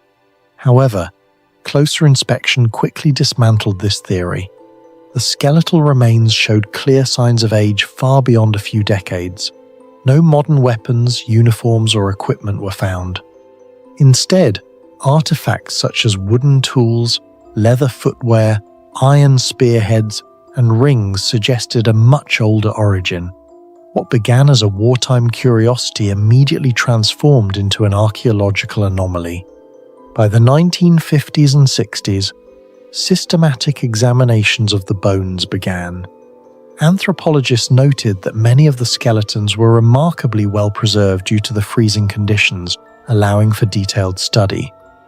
One of the most striking findings was the pattern of injuries. A large proportion of skulls displayed circular fractures, consistent with blunt force trauma delivered from above. These were not random breaks caused by erosion or animal activity. The injuries were concentrated on the top of the skull, with minimal damage to other parts of the body. This distribution ruled out close combat or interpersonal violence. Instead, it suggested a sudden, external force acting vertically. Based on these observations, researchers proposed a hypothesis grounded in environmental physics. At high altitudes, hailstorms can produce ice projectiles with diameters exceeding 5 centimeters and impact velocities sufficient to fracture bone. If a group of individuals were caught in an exposed area without shelter, repeated impacts could cause fatal head injuries within minutes. This explanation aligned with both the injury patterns and the lack of defensive wounds. However, it did not explain who these people were, why they were there, or why so many died in the same location. In the early 2000s, advances in radiocarbon dating provided the first reliable timeline. Initial tests suggested that a significant portion of the remains dated to approximately the 9th century. This placed the event more than 1,000 years before the modern discovery. The implication was clear. These individuals were not linked to any recent historical conflict, but to a much older, undocumented event. The number of individuals estimated between 200 and 800 indicated that this was not a small group. It was a large, organized movement of people. Further analysis of clothing fragments and artifacts revealed diversity within the group. Some individuals wore simple, practical garments consistent with local populations. Others were associated with more elaborate items, including ornaments and decorated objects. This suggested a mixed group, possibly including both common travelers and individuals of higher social status. One hypothesis proposed that they were part of a pilgrimage, possibly connected to ancient Himalayan religious practices. Yet, no written records from the period clearly describe such a large group meeting this fate in this location. In 2019, a comprehensive genetic study introduced a new layer of complexity. Using ancient DNA sequencing, researchers analyzed dozens of individuals from the site. The results fundamentally altered the understanding of Rupkund. Instead of a single group, the remains belonged to at least 2 distinct populations separated not only by geography, but also by time. One group was consistent with South Asian ancestry and dated to around the 8th to 10th centuries. This aligned with earlier radiocarbon findings and supported the pilgrimage hypothesis. However, a second group displayed genetic markers most closely associated with populations from the Eastern Mediterranean, including regions such as Greece and Crete. Even more surprising was the dating of this group. They appeared to have died roughly 1,000 years after the first group. This created a contradiction that current historical models struggle to resolve. There is no clear evidence of large-scale Mediterranean travel into this specific region of the Himalayas during that period. Nor is there an explanation for why these individuals would have followed a path leading to such an isolated and hazardous location. The presence of 2 unrelated groups, separated by centuries, yet ending up in the same lake, suggests that Rupkund is not the result of a single historical event. When all evidence is considered together, a pattern begins to emerge. Multiple groups from different regions and different centuries arrived at the same high-altitude lake. Each group appears to have died suddenly, with similar trauma concentrated on the skull. There is no evidence of long-term habitation, no signs of burial practices, and no indication that survivors remained to document the event. The deaths were abrupt and final. From a scientific perspective, the most consistent explanation remains extreme weather, specifically high-energy hailstorms. At elevations above 5,000 meters, atmospheric conditions can produce localized events of extraordinary intensity. Without modern forecasting or protective equipment, ancient travelers would have had no warning and no means of escape. Yet, this explanation raises its own questions. Why did multiple groups choose this route? Why were they exposed at precisely the same vulnerable location? And why does the pattern repeat across such long intervals? Rupkund Lake challenges the assumption that archaeological sites represent isolated events. Instead, it suggests the possibility of recurring environmental hazards interacting with human movement in ways that are not fully documented. The combination of radiocarbon dating, forensic analysis, and genetic data creates a layered narrative that does not resolve into a single conclusion. Each new discovery has added clarity to individual aspects: how they died, when they died, and where they came from, but has also expanded the scope of the mystery. If a single natural mechanism can produce identical outcomes across centuries, then Rupkund may represent a broader class of sites where environmental risk is underestimated or misunderstood. Alternatively, if there are missing historical connections, trade routes, undocumented migrations, or lost cultural practices, then the lake may be a fragment of a much larger story that has not yet been reconstructed. If multiple groups, separated by centuries and coming from entirely different regions, all ended up dying in the exact same way at the same location, do you think Rupkund is just a natural hazard repeated over time? Or are we missing a deeper pattern behind these events? Share your thoughts in the comments below.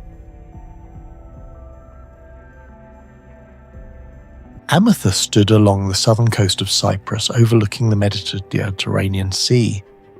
Archaeologists began systematic excavations there in the late 19th century after French expeditions uncovered massive limestone blocks, underground chambers, and inscriptions linked to one of the island's oldest kingdoms.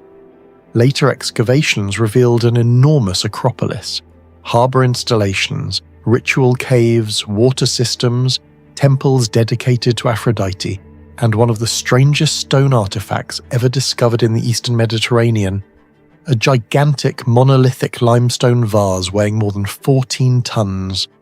Each excavation season exposed something new.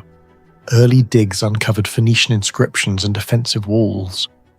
Mid-20th century excavations revealed hidden cisterns and tunnel systems beneath the city. More recent marine archaeology projects identified submerged harbour structures and erosion-resistant foundations beneath the shoreline. But the deeper researchers dug into Amethyst, the more the site stopped looking like a simple Iron Age city and started resembling an advanced engineering experiment far ahead of its time. The most famous object from Amethyst is the colossal stone vase carved from a single limestone block near the summit of the Acropolis. The structure stands roughly 1.85 meters high, with walls thick enough to survive more than 2 millennia of earthquakes, humidity, and coastal erosion. The mystery is not simply its size. It is how ancient workers transported it uphill.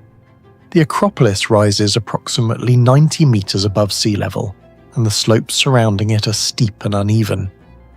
Modern engineering estimates suggest that dragging a 14-ton object up such terrain using primitive rope systems would require enormous manpower, lubrication techniques, wooden rollers, or advanced pulley systems. Yet no definitive evidence of those transport mechanisms has ever been found at Amethyst. Researchers often compare the problem to the unfinished megaliths at Yangshan Quarry or the stone transport mysteries of Baalbek. However, unlike Baalbek, Amethyst belonged to a smaller island kingdom with far fewer available labour resources. The vase itself raises even more questions. Its internal curvature is unusually symmetrical.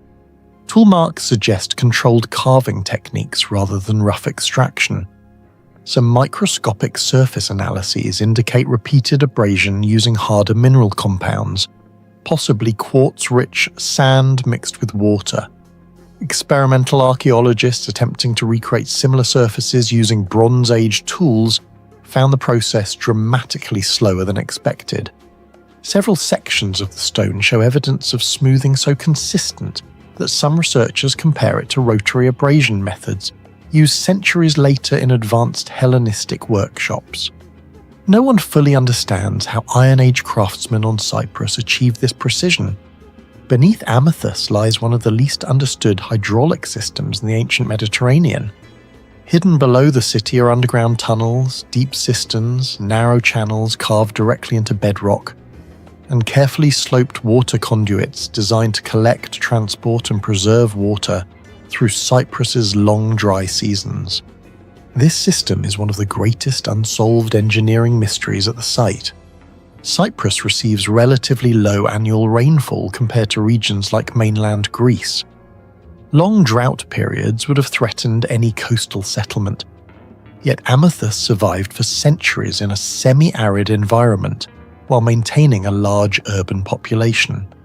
Archaeologists discovered that many channels inside the underground system were cut with extremely small gradients, sometimes only a few centimeters of drop over long distances. Even today, modern gravity-fed water systems rely on similar principles. What shocked researchers was the accuracy. Several conduits maintained slope deviations small enough to keep water flowing steadily without excessive turbulence or sediment buildup. If the angle became too steep, erosion would damage the channels. Too shallow, and water stagnation would occur. Somehow, the builders achieved a balance remarkably similar to later Roman aqueduct engineering.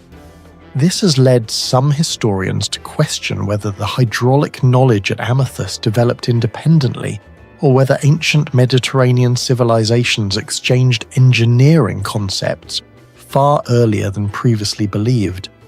The tunnels themselves deepen the mystery. Some extend through solid limestone with surprisingly smooth walls and consistent widths. In several locations, archaeologists found ventilation shafts that may have regulated temperature and humidity inside the underground reservoirs.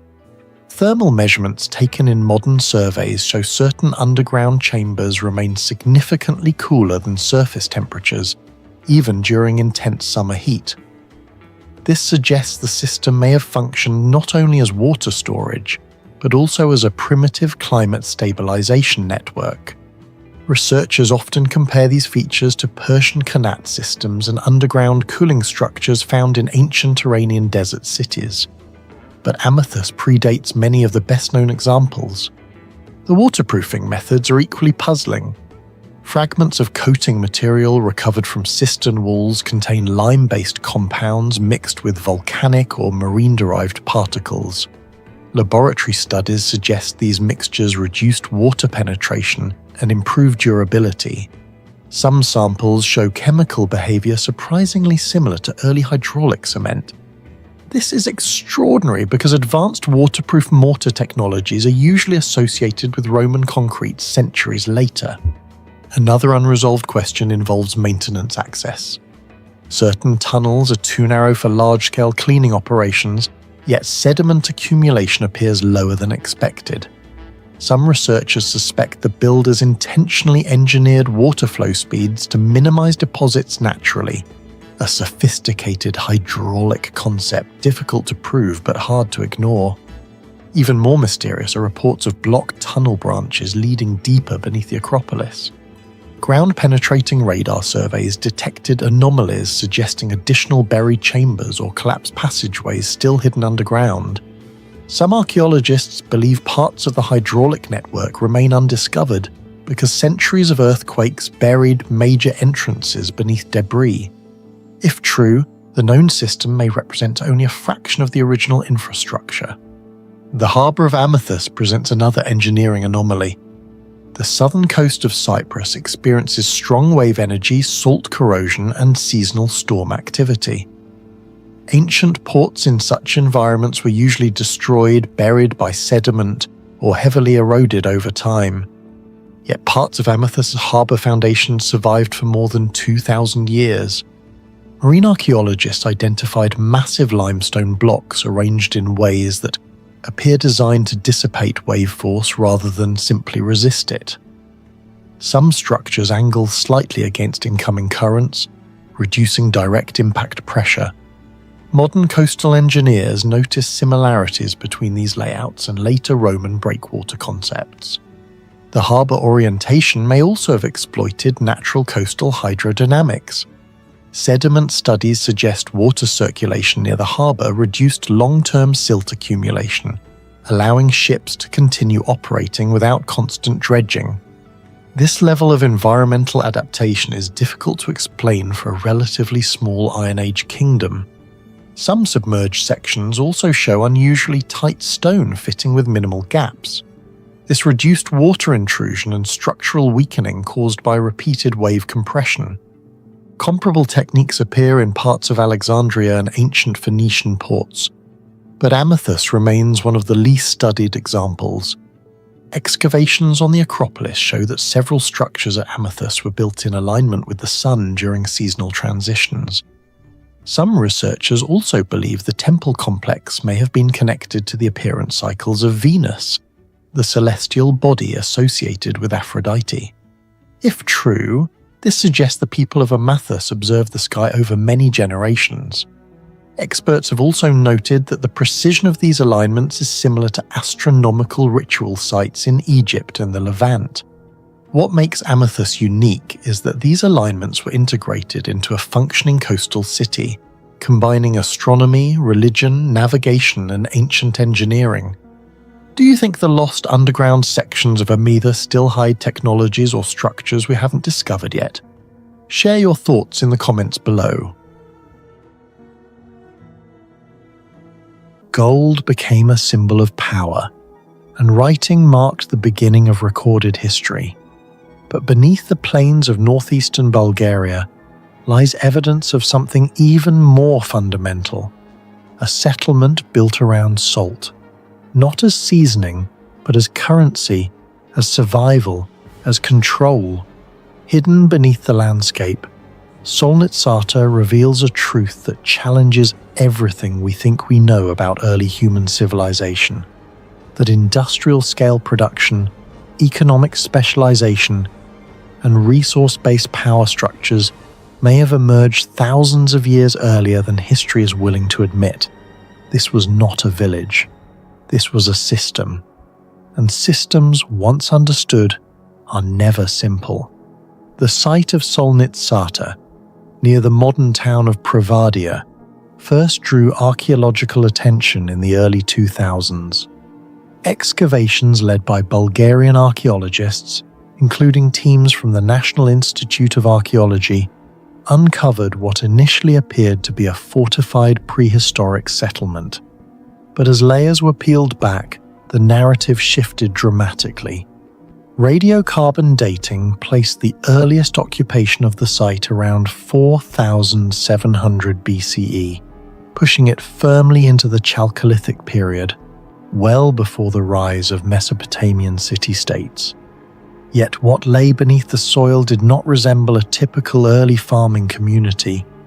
Instead, researchers found massive quantities of ceramic vessels, thick-walled furnaces, and mineral residues consistent with brine processing. This was not a place where salt was used. This was a place where salt was made. As excavation seasons progressed, the scale of the operation became clearer.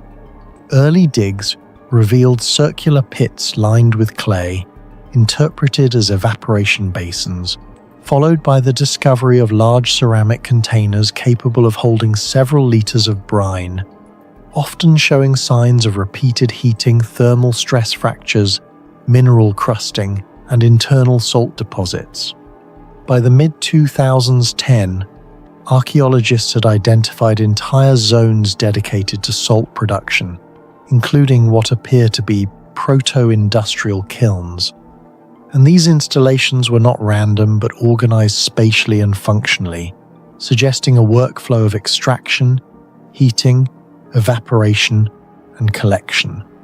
In later excavation layers, something even more surprising emerged: stone fortification walls, in some places over 2 meters thick, encircling the settlement, indicating this was not a temporary camp, but a deliberately defended site.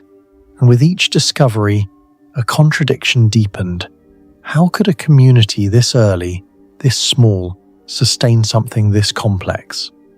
At first glance, the technology of Solnitsata seems almost primitive, relying on clay vessels, fire and water, heat it long enough and salt remains. A process so basic that it appears intuitive, but when examined closely, the system begins to unravel into something far more sophisticated. Because to produce salt efficiently through boiling, several variables must be controlled with surprising precision, including temperature stability, where too low slows evaporation, and too high risks, cracking vessels or uneven boiling, volume calibration, where the ratio of brine to container size determines yield and consistency, time cycles, requiring repeated heating sequences that must be maintained to ensure continuous output, and material resilience, as ceramics must endure repeated thermal stress without failure. What archaeologists found at Solnitsata suggests these variables were not merely understood but optimized, as many ceramic vessels display uniform dimensions implying standardization. Residue analysis reveals consistent salinity levels, suggesting controlled input sources, and some kilns appear to have been used continuously over extended periods, indicating sustained and organized production cycles. This is where the paradox emerges, because there is no evidence of formal mathematics, no written instructions, and no measuring tools as we would recognize them, and yet the output behaves as if governed by repeatable, calibrated processes. To understand this anomaly, it helps to compare Solnitsata with sites like Dolny Viestonice, dating back to around 29,000 BCE, where archaeologists discovered ceramic kilns capable of firing clay at temperatures exceeding 600 to 800 degrees Celsius long before metallurgy, demonstrating early mastery of thermal control. But Solnitsata goes further by not only controlling heat, but integrating it into a structured production system. Even in later civilizations, such as ancient China during the first millennium BCE, large-scale salt production required state-level organization, written records, and specialized labor. Yet at Solnitsata, all of this appears to exist without visible state infrastructure, raising a deeper question, not whether the technology was simple, but how something so simple was used with such systematic precision long before systems were supposed to exist.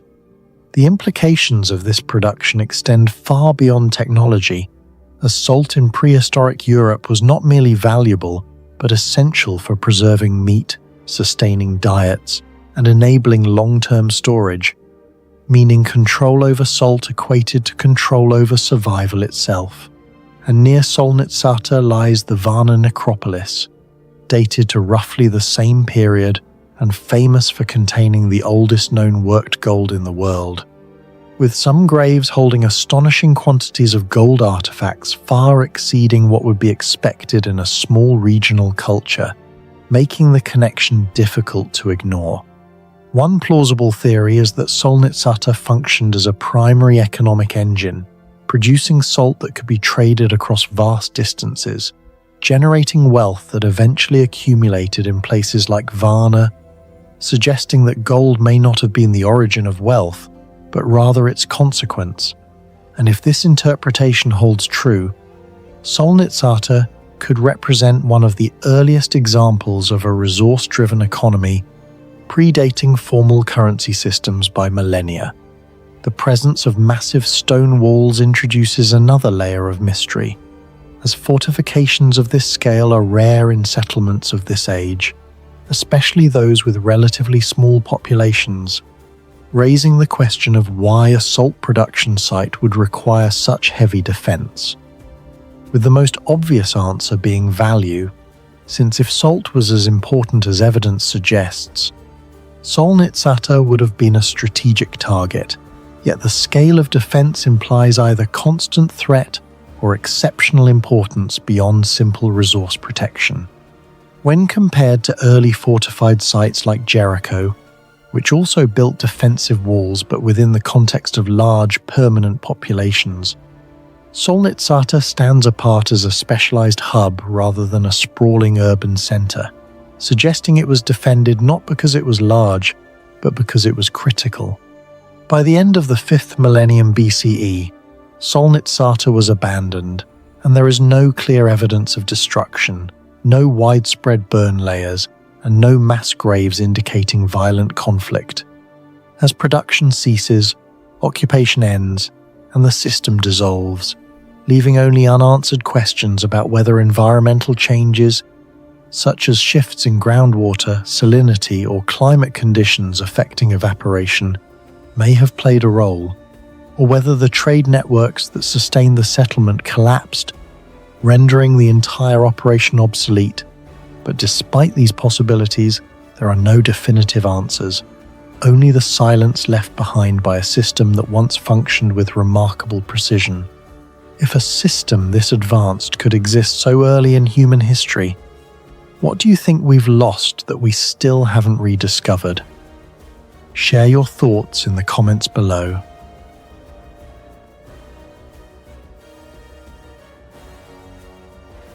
Beyond the famous ruins of Greece and Egypt on the Mediterranean island of Minorca in Spain, archaeologists uncovered a stone complex that should not exist at its scale. Talati d'Adult was first systematically documented during the 19th century, but major excavations in the 20th century revealed something far stranger than a simple Bronze Age settlement. Massive cyclopean walls, underground chambers, ritual courtyards, and a gigantic T-shaped stone monument known as a tawla stood at the center of the site. Some stones weigh more than 20 tons, yet the civilization that built them lived on a relatively isolated island, with limited timber, limited metal resources, and no evidence of advanced lifting machinery. Even today, engineers still debate how the Taliotic people managed to construct structures that survived over 2,500 years of erosion, humidity, salt air, and seismic movement. The first excavations uncovered remains of homes, animal bones, ash layers, pottery, and ceremonial spaces dating between roughly 1000 and 700 BCE. But the deeper archaeologists dug, the stranger the site became.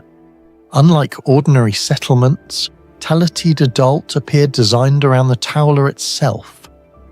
The monument consists of a vertical monolith supporting a massive horizontal slab balanced on top like a giant stone table. Similar tawlas exist across Minorca, but Talati d'Adult became one of the most controversial because its central pillar leans noticeably to one side, while still supporting the enormous capstone above it. Modern structural simulation suggests the monument sits extremely close to its theoretical instability threshold. In most megalithic structures, ancient builders prioritized perfect vertical balance to prevent collapse. Yet here, the builders either intentionally or accidentally created a tilted load-bearing system that somehow survived thousands of years. Engineers studying stress distribution noted that the leaning pillar may actually help redirect horizontal force from Mediterranean winds and minor tremors rather than resisting them directly.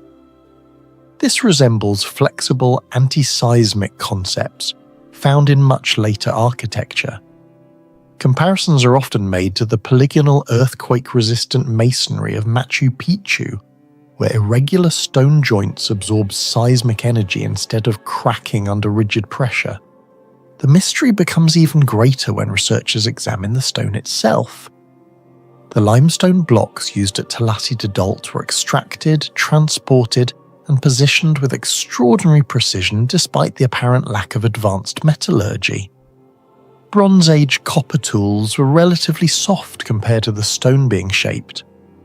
Experimental archaeologists attempted to recreate similar cuts using period-accurate tools and discovered the process would require enormous labor coordination and long-term planning. Some stones appear fitted so tightly that even modern blades struggle to slide between them. Similar unexplained precision exists at Mycenaean sites in Greece and at certain Andean structures in Peru, despite no known cultural connection between these civilizations. Transporting the stones may have been even harder than shaping them.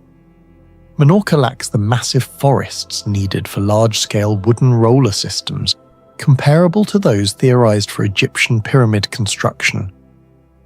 Researchers estimate some blocks would have required coordinated teams of over 100 people moving in perfect synchronization across uneven terrain.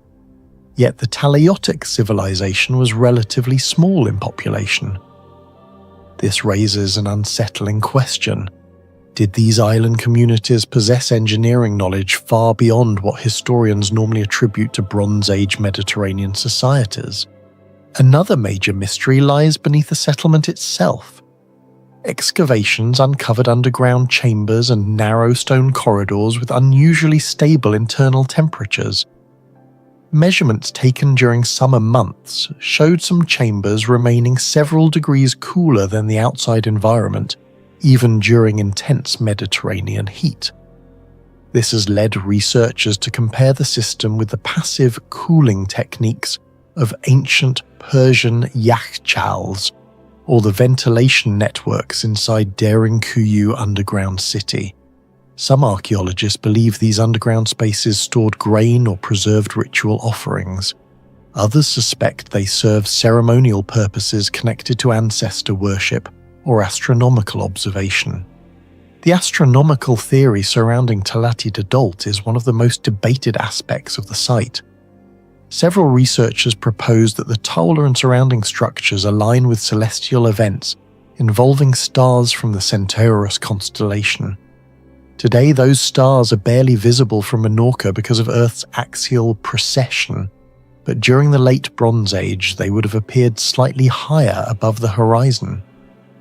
If the alignment theory is correct, the builders may have tracked long-term stellar movement across generations. That level of observational continuity would place them closer to advanced astronomical cultures than isolated island tribes. The Taula itself may also have functioned as an acoustic device. Sound experiments conducted around the monument revealed unusual low-frequency resonance patterns created by reflected echoes between the standing stones. Similar acoustic phenomena have been documented inside Hal Saflieni Hypogeum, where certain tones amplify dramatically within underground chambers. Researchers discovered that rhythmic chanting near the Taula creates vibrations that seem to concentrate toward the central monument. Some theorists argue ancient ritual specialists intentionally designed the space to manipulate sound and psychological perception during ceremonies. Evidence of fire rituals strengthens that possibility. Ash deposits and burned animal remains were found concentrated around ceremonial sectors rather than ordinary residential areas. Yet there is little evidence of large-scale cooking or industrial activity nearby. This suggests the fires may have been symbolic rather than practical. The repeated use of ritual burning over centuries indicates the Taula was not merely decorative architecture, but likely the spiritual center of the settlement. One of the strangest aspects of Talati Dadult is how isolated its engineering traditions appear.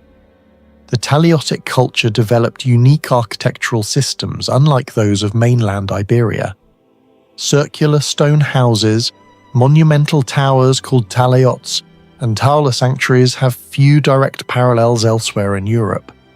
Yet some structural concepts resemble techniques seen thousands of kilometers away. Polygonal anti-seismic masonry, astronomical alignments, passive climate control, and acoustic ritual chambers all appear independently at advanced ancient sites across the world. Whether this represents coincidence, convergent engineering, or lost exchanges of knowledge remains unknown. Archaeologists also struggle to explain why the civilization declined. Around the late 1st millennium BCE, Taleiotic society began transforming under external Mediterranean influence, especially from Carthaginian and later Roman expansion. Some ceremonial sites were abandoned, Others were modified beyond recognition. But the knowledge required to build the original taulas appears to have vanished. No surviving texts describe how the monuments were constructed. No tools capable of lifting the largest stones have ever been found. The engineering methods disappeared almost as suddenly as they appeared. Even modern reconstruction attempts remain incomplete. In controlled experiments, archaeologists using Bronze Age technology successfully moved smaller stones, but recreating the precise balancing of Telati Dedolt's leaning taula proved extraordinarily difficult. Maintaining stability while lifting a multi-ton horizontal slab onto a tilted vertical support without catastrophic collapse requires precise force distribution and timing. Ancient builders somehow solved this problem over 2 millennia ago. Do you think the builders of Telati Dedolt possessed engineering knowledge far beyond what modern historians believe? Share your theory in the comments below.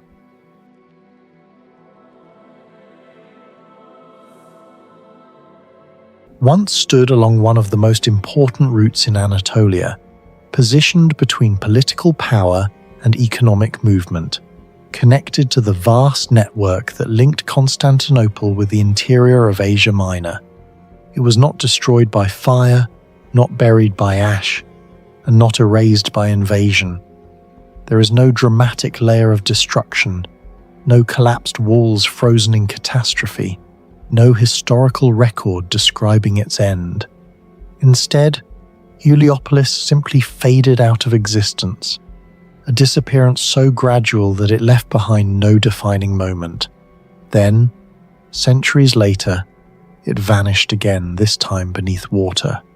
Today, most of what remains lies submerged under the reservoir created by the Saria Dam, invisible, inaccessible, and largely unstudied.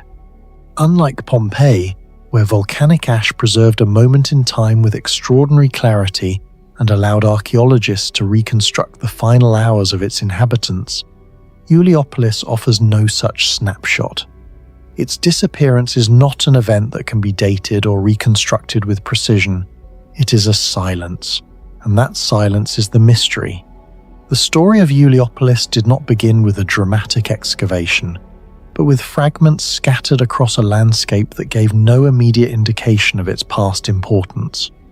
Inscriptions carved into stone, isolated ruins partially buried beneath soil, and references embedded in Roman administrative records gradually allowed archaeologists to piece together its identity.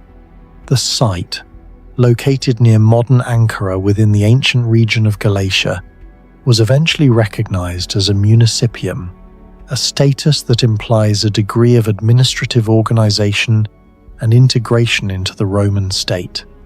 Epigraphic evidence, particularly funerary inscriptions and dedicatory texts, confirm not only the name of the city but also aspects of its civic life.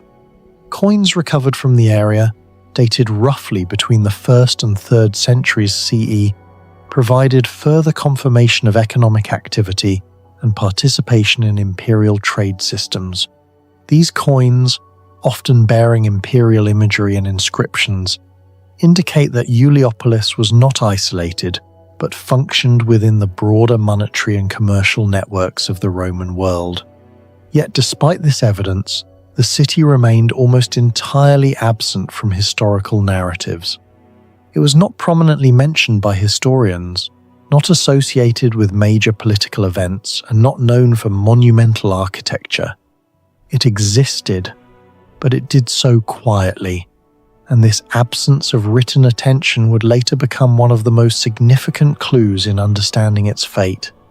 Systematic archaeological work, particularly during periods when water levels in the reservoir dropped, revealed a necropolis of remarkable scale, offering one of the most tangible insights into the life and structure of the city. Hundreds of graves were uncovered, many containing pottery vessels, coins, jewelry, and personal items that reflect both daily life and ritual practices. The diversity and quality of these grave goods suggest a society with clear social stratification, where differences in wealth and status were expressed, even in death. Scientific analysis of ceramics has shown that some items originated from distant production centers, indicating long-distance trade connections that extended far beyond the immediate region. This aligns with what is known about Roman trade networks, where goods could travel hundreds or even thousands of kilometers across the empire. The necropolis also provides demographic insights, suggesting a stable population that may have reached several thousand inhabitants at its peak, based on burial density and spatial distribution. Beyond the cemetery, traces of roads, structural foundations, and fragments of urban infrastructure have been identified, reinforcing the interpretation of Iuliopolis as a functioning and organized settlement rather than a peripheral outpost. However, this is where the contradiction becomes increasingly difficult to ignore.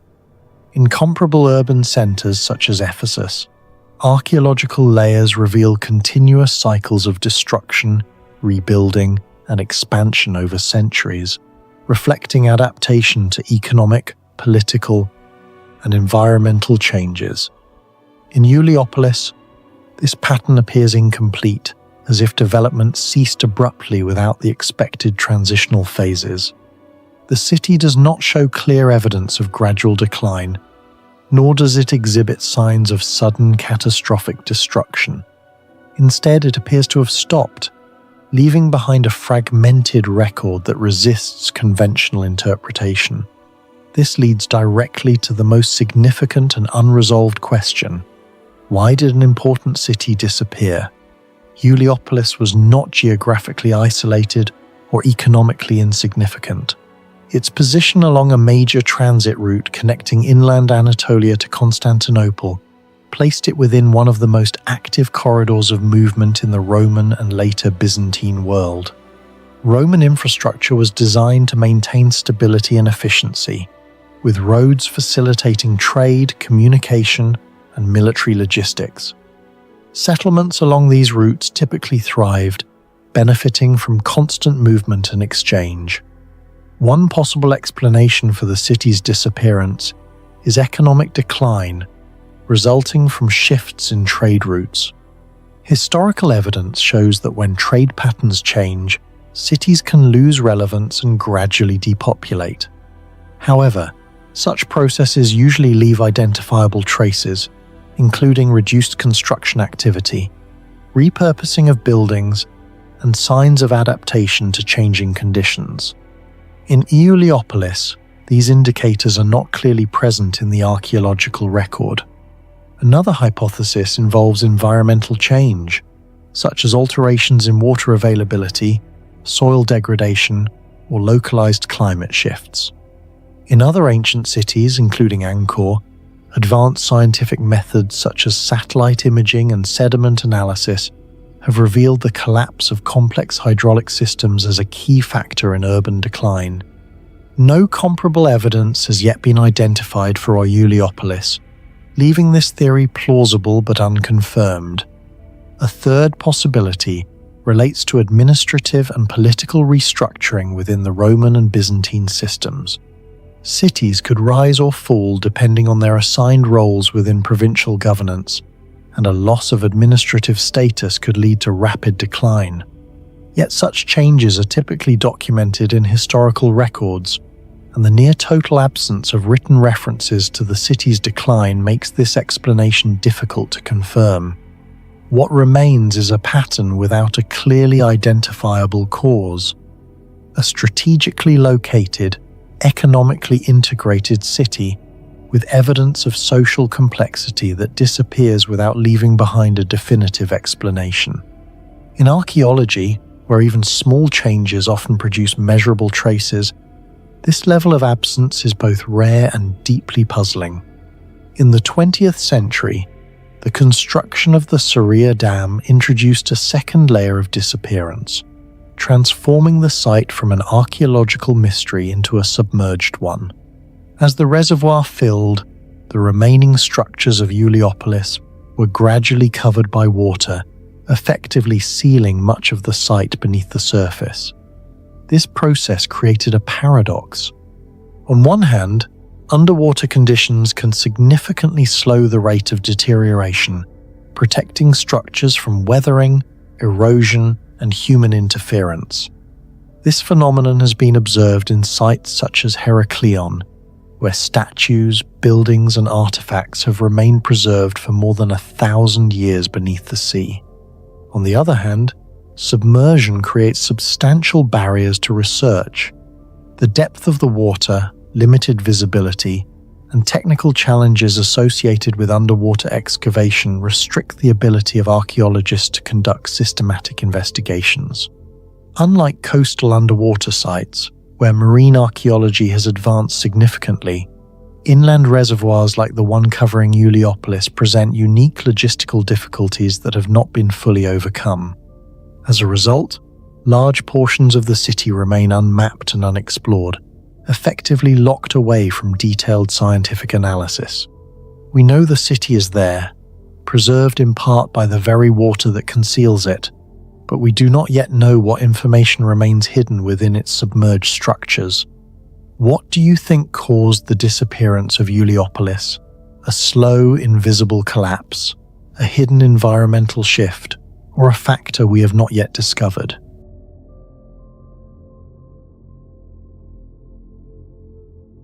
County Sligo in Western Ireland hides Carrowkeel megalithic cemetery across the Brickleave Mountains like a forgotten machine made of stone. Built more than 5,000 years ago, the site contains passage tombs older than the pyramids of Giza. Yet what terrifies archaeologists is not its age, but the possibility that Neolithic builders understood engineering, structural balance, astronomy, and landscape geometry at a level that should not have existed in prehistoric Europe. Although local people had known about the cairns for centuries, the first major archaeological surveys only began in the early 1900s, when researchers uncovered dozens of hidden passage tombs spread across the mountain ridges. Excavations revealed cremated human remains, polished stones, bone fragments, and carefully constructed chambers sealed for thousands of years beneath enormous masses of limestone. Archaeologists expected primitive burial structures, but what they found instead looked disturbingly advanced for a civilization that supposedly lacked complex engineering knowledge. One of the greatest mysteries surrounding Carrowkeel is its location. The cemetery was constructed between roughly 3,400 and 3000 BCE on steep limestone mountains, more than 300 meters above sea level. Even today, transporting building materials across the region is difficult because of exposed rock surfaces, unstable slopes, sudden weather changes, and narrow mountain routes. Yet, Neolithic builders somehow transported and positioned stones weighing several tons without metal tools, wheeled vehicles, cranes, or known draft animals. Archaeologists estimate that some cairns contain thousands of tons of limestone, and experimental archaeology projects suggest moving a single 2-ton slab uphill using rope and log systems could require more than 150 people working in precise coordination. The mystery becomes even deeper when researchers examine the chambers themselves. Several internal stones were fitted together with surprising precision to reduce stress concentration and distribute weight more evenly, a principle comparable to later megalithic engineering seen at Newgrange and even the stonework of Sacsayhuaman in Peru. The question remains controversial among researchers. How could societies with supposedly primitive technology organize massive labor forces, transport enormous stones through dangerous terrain, and engineer stable chambers capable of surviving for more than 5 millennia? Some archaeologists believe the builders possessed advanced practical knowledge of load balancing, friction reduction, seasonal ground conditions, and coordinated force distribution. It may not have been theoretical engineering in the modern sense, but rather knowledge refined through generations of observation and experimentation. The most technically disturbing feature at Carrowkeel may be its roofing systems. Several passage tombs contain corbelled roofs. where layers of stone gradually overlap inward until the chamber closes at the top. Although the concept appears simple, structurally it is extremely dangerous because every layer transfers weight downward and inward. A small error in angle or placement can destabilize the entire chamber and eventually force the walls outward until collapse occurs. Yet many of Carrakeel's chambers have survived for more than 5,000 years despite exposure to Atlantic storms, freezing winters, moisture expansion, seismic micro-vibrations, and continuous gravitational stress. Modern engineers studying ancient dry stone architecture note that corbelled chambers rely on extremely delicate compression physics. The inward angle of each slab determines whether forces stabilize naturally or slowly destroy the structure over centuries. What makes Carrakeel extraordinary is that these chambers were built entirely without mortar. The stones simply hold themselves together through pressure and balance alone. Even more mysterious are the so-called roof box openings, found above the entrances of certain passage tombs. These narrow gaps allow sunlight to penetrate deep into the chambers during specific seasonal events, especially around solstices and transitional solar periods. This creates an extraordinary engineering paradox. The builders somehow had to preserve structural integrity, reduce roof pressure, prevent long-term collapse, and maintain a carefully calculated solar opening at the same time. Achieving all of this with Stone Age tools should have been incredibly difficult. Researchers comparing Carrakeel with Newgrange discovered that both sites appear to use controlled light entry systems, but Carrakeel's mountainous location makes the geometry even more complex because the surrounding peaks constantly alter horizon angles and solar trajectories. To align sunlight correctly, the builders may have observed seasonal solar movement for decades or even generations. Some archaeoastronomers believe the chambers were not merely tombs, but astronomical devices designed to track cyclical celestial events. Others argue the roof boxes may have served ritual functions connected to death, rebirth, or ancestor worship. However, the deeper mystery remains structural. Modern reconstructions show that alignment errors of only a few degrees could dramatically increase roof instability over time, yet many chambers remain standing after more than 5,000 years. Compared to numerous Bronze Age structures across Europe that partially collapsed after much shorter periods, Carrakeel's survival suggests its builders understood stone compression mechanics far better than traditionally believed. Several passage tombs at Carrakeel align with the setting sun during the summer solstice. During these brief moments, sunlight travels through narrow stone passages and illuminates the inner chambers. Similar solar alignments appear at sites such as Meeshoa, Stonehenge, and temples in ancient Egypt, but Carrakeel differs in one important way. The cemetery exists within a mountainous horizon system, where surrounding peaks create constantly shifting observation lines that dramatically complicate solar calculations. Researchers using digital horizon modeling discovered that some cairns appear intentionally positioned to interact with specific mountain gaps, where the sun becomes visible during key seasonal periods. This suggests long-term astronomical observation and careful environmental mapping. Some calculations indicate that accurately tracking these solar cycles would require decades of repeated monitoring, implying organized knowledge transferred across multiple generations. For a society without writing, that possibility is remarkable. Another unexplained phenomenon involves sound. Researchers testing the chambers discovered unusual acoustic effects including low-frequency resonance, amplified echoes, and standing wave vibrations. Inside certain tombs, drum beats and chanting create powerful reverberations that feel disproportionate to the actual chamber size. Similar acoustic anomalies have been documented at ancient sites in Malta and Turkey, including the underground chambers of Hal Saflieni Hypogeum. Some acoustic specialists believe these frequencies can psychologically affect human perception, by producing sensations of emotional intensity, disorientation, or altered awareness. Whether these effects were intentional or accidental remains unknown. However, the repeated appearance of resonance-focused spaces across unrelated ancient cultures raises uncomfortable questions about prehistoric architectural knowledge. Did Neolithic builders understand acoustic manipulation through experimentation? Or are modern researchers simply projecting meaning onto structures built for entirely different purposes? No one knows for certain. Carrowkeel was not designed as a single tomb complex, but as an interconnected ceremonial landscape spread across multiple mountain ridges.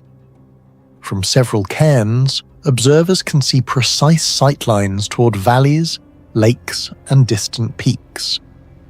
Satellite mapping and terrain analysis suggest some tomb placements may have been intentionally positioned to create geometric relationships across the landscape itself. This has led to controversial theories that Carrowkeel functioned as a seasonal calendar, a ceremonial pilgrimage network, or even a large-scale sacred map connected to celestial observation. Although many of these theories remain speculative, the scale of planning involved is undeniable. The cemetery stretches across several mountain summits over multiple kilometers, requiring coordinated labor, logistical planning, and long-term social stability far beyond what archaeologists once believed possible for Neolithic Europe. One of the greatest tragedies surrounding Carrowkeel is that early excavations destroyed critical evidence. In the early 1900s, some chambers were opened using blasting techniques. While archaeological recording methods were still primitive by modern standards, as a result, researchers may never fully understand how the tombs were sealed, how their construction evolved, or how their astronomical systems originally worked.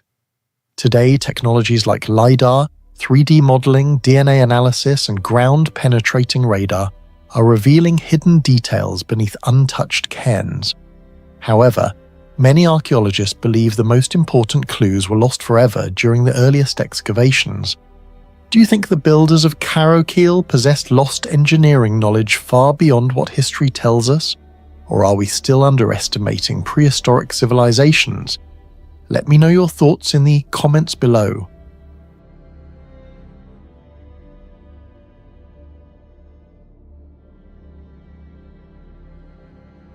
Rows of stone rise silently from the Sardinian earth, stretching across a landscape that feels too ordered to be natural, yet too ancient to be understood. And at first glance it looks like a cemetery, but the longer you observe it, the less it behaves like one, because cemeteries do not normally require dozens of standing stones aligned across open terrain, forming patterns that seem to follow rules no one can fully decode. And yet here at Pranumutadu, that is exactly what we find. A burial ground that looks disturbingly like a system.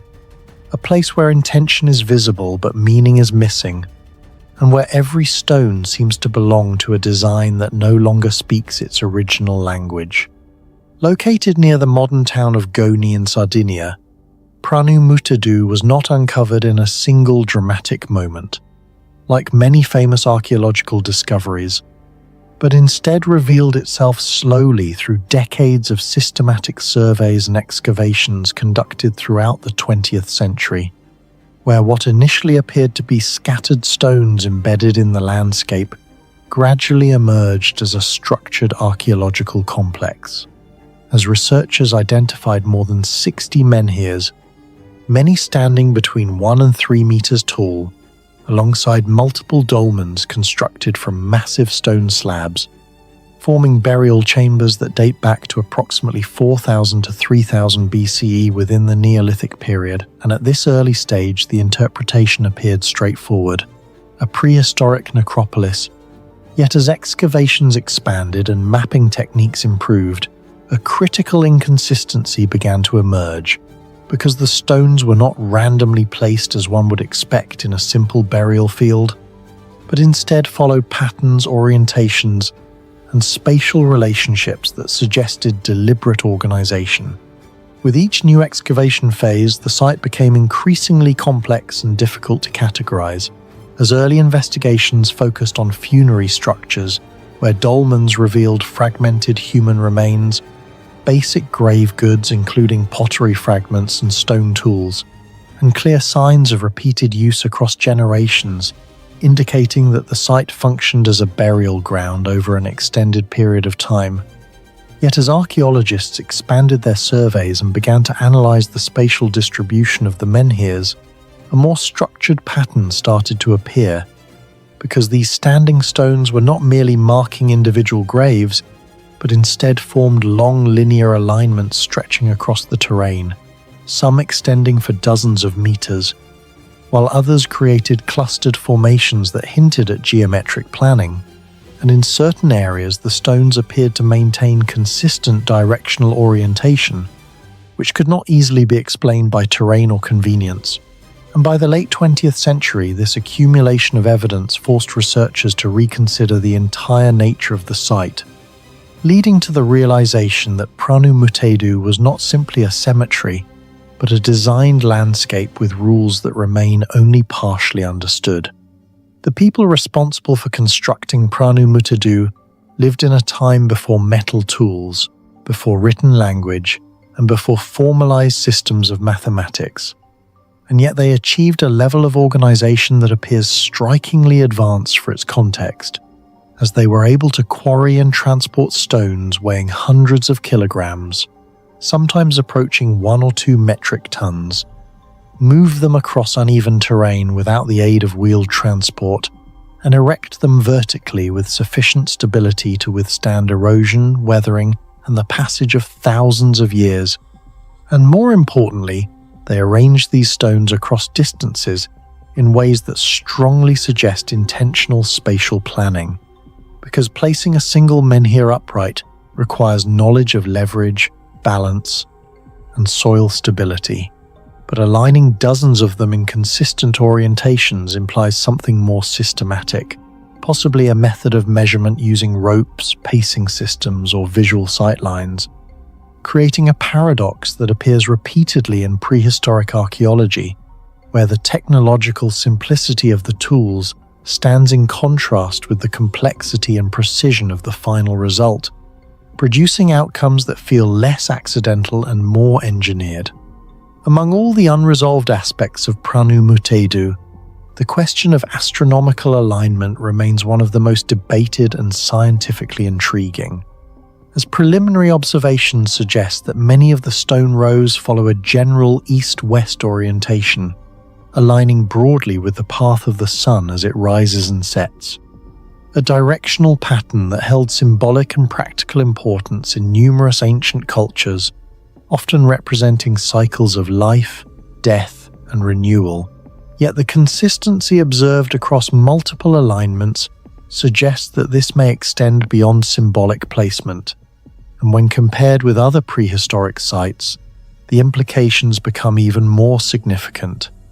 Because at Stonehenge, the primary axis aligns with remarkable precision to the summer solstice sunrise, an event that occurs only once each year, while at Carnac stones in France, more than 3,000 standing stones are arranged in long, parallel rows that some researchers believe may correspond to lunar or solar cycles. And although Pranu Mutedu does not exhibit the same degree of precision, the repeated directional consistency suggests that its builders may have been responding to similar observational patterns.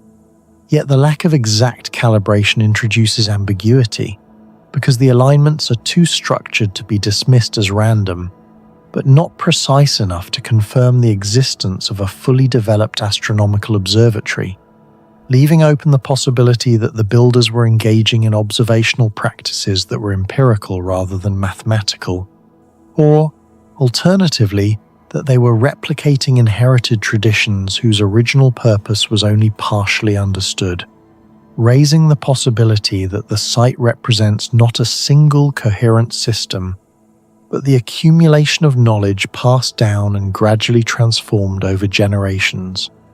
The presence of dolmens confirms that Pranu Mutedu functioned at least in part as a burial ground, but the scale, organization, and integration of the menhirs suggest that its purpose extended beyond simple interment, indicating that the site may have served multiple overlapping roles, including a space for communal rituals, seasonal gatherings, and possibly symbolic interactions with cosmological ideas, because in many prehistoric belief systems, death was not viewed as a final endpoint, but rather as a transition within a larger cosmic cycle, and aligning the dead with the movement of the sun or other celestial phenomena may have represented an attempt to integrate human existence into the broader structure of the universe, suggesting that the site functioned not only as a resting place for the dead, but also as a stage for the living to engage with concepts of time,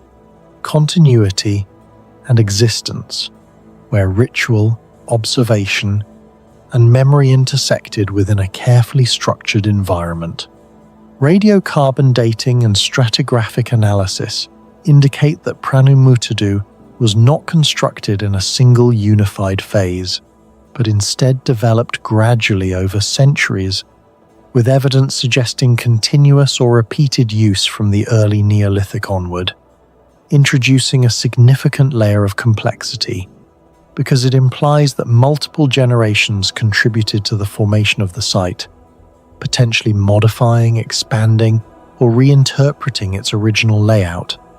And this pattern is consistent with what has been observed at sites like Göbekli Tepe, where later communities interacted with monumental structures that may have already lost their original meaning. And if a similar process occurred at Pranumutadu, then some of the alignments and structures present today may represent a form of inherited knowledge, preserved through repetition but gradually detached from its initial purpose, resulting in a system that continued to exist even as its underlying logic became increasingly obscure. Today, Pranumutadu remains partially understood but fundamentally unresolved, as modern archaeological methods allow researchers to map the site with high precision, analyze soil composition, date organic materials, and reconstruct aspects of its use. Yet these tools have not been able to fully explain why the site was constructed in the way it was, because the evidence points simultaneously toward burial practices, ritual activity, and spatial organization, without providing a single unifying explanation that accounts for all observed features, leaving behind a structured mystery in which intention is evident but interpretation remains incomplete, a place where patterns are visible but their meaning continues to resist translation. Do you think Pranumutadu is just a simple burial ground, or a system we still don't fully understand? Let me know your thoughts in the comments below. Mountains of Western Syria hide one of the most terrifying engineering mysteries of the medieval world. Crac des Chevaliers rises above the surrounding valleys like a stone machine built to survive forever. For more than 800 years, earthquakes destroyed nearby cities, empires vanished, and armies repeatedly attacked its walls. Yet the fortress endured, not simply because it was massive, but because many of its engineering principles appear strangely advanced even by modern standards. Although local populations had known the fortress for centuries, Crac des Chevaliers entered major archaeological and military studies during the 19th century, when European explorers began documenting its scale and preservation. What researchers discovered shocked historians. This was not merely a medieval castle. It was one of the most sophisticated military structures ever constructed before the industrial era. Expanded primarily by the Knights Hospitaller during the 12th and 13th centuries, the fortress covers nearly 3 hectares and stands more than 650 meters above sea level. Historical estimates suggest thousands of masons, engineers, laborers, and soldiers contributed to its construction across generations. But the deeper archaeologists examined the fortress, the stranger its engineering became. Most medieval fortifications relied on static defensive principles. Crac des Chevaliers appears to have operated differently. Its walls behaved less like rigid barriers and more like an adaptive structural system. The outer defensive walls reach nearly 3 meters in thickness, while inner sections become even heavier. Some towers exceed 9 meters thick at their bases. Yet despite their enormous mass, many surviving sections do not behave like completely rigid stone structures. Modern engineers studying the fortress observed several anomalies. Certain layers of stone appear to contain slight flexibility. Mortar composition changes between structural zones, and impact fractures often stop spreading before catastrophic collapse occurs. This is highly unusual for a 12th century fortress. In modern earthquake engineering, rigid buildings often fail because shockwaves transfer directly through continuous stone or concrete. Crack appears designed to interrupt or disperse those forces. Researchers have compared this effect to primitive seismic damping systems. The fortress also relies heavily on curved and angled surfaces instead of simple vertical walls. During medieval sieges, trebuchet projectiles weighing more than 100 kilograms could strike walls at speeds estimated between 100 and 160 kilometers per hour. Under repeated bombardment, ordinary medieval masonry should have shattered, yet crack survived centuries of attacks with surprisingly limited structural failure. The angled geometry may have redirected impact energy rather than absorbing it directly, a principle similar to modern blast-resistant military engineering. The disturbing question is not whether the fortress was strong. The real mystery is how medieval builders understood force distribution so effectively without modern mathematics, computer simulation, or material science. This is where Crac des Chevaliers becomes truly difficult to explain. Syria lies near several active tectonic fault systems connected to the Dead Sea Transform Fault Zone, one of the most seismically dangerous regions in the eastern Mediterranean. Throughout history, devastating earthquakes repeatedly struck the area. The earthquake of 1170 severely damaged cities across Syria, while the massive earthquake of 1202 may have killed more than 1 million people across the eastern Mediterranean, according to some historical estimates. Later, earthquakes continued affecting the region for centuries, and yet Crac survived. Not perfectly intact, but remarkably functional compared to surrounding settlements. Modern structural analysis revealed several engineering characteristics that may explain why. The fortress walls are not completely uniform. Instead of behaving as one continuous rigid mass, many sections appear compartmentalized. Internal chambers, layered stone arrangements, hidden cavities, and separated support zones may have helped disperse seismic energy before it could destroy entire structures. Some interior corridors are strangely narrow, asymmetrical, and irregular. Originally believed to be simple military passageways, newer theories suggest these spaces may have unintentionally functioned as pressure relief zones during earthquakes.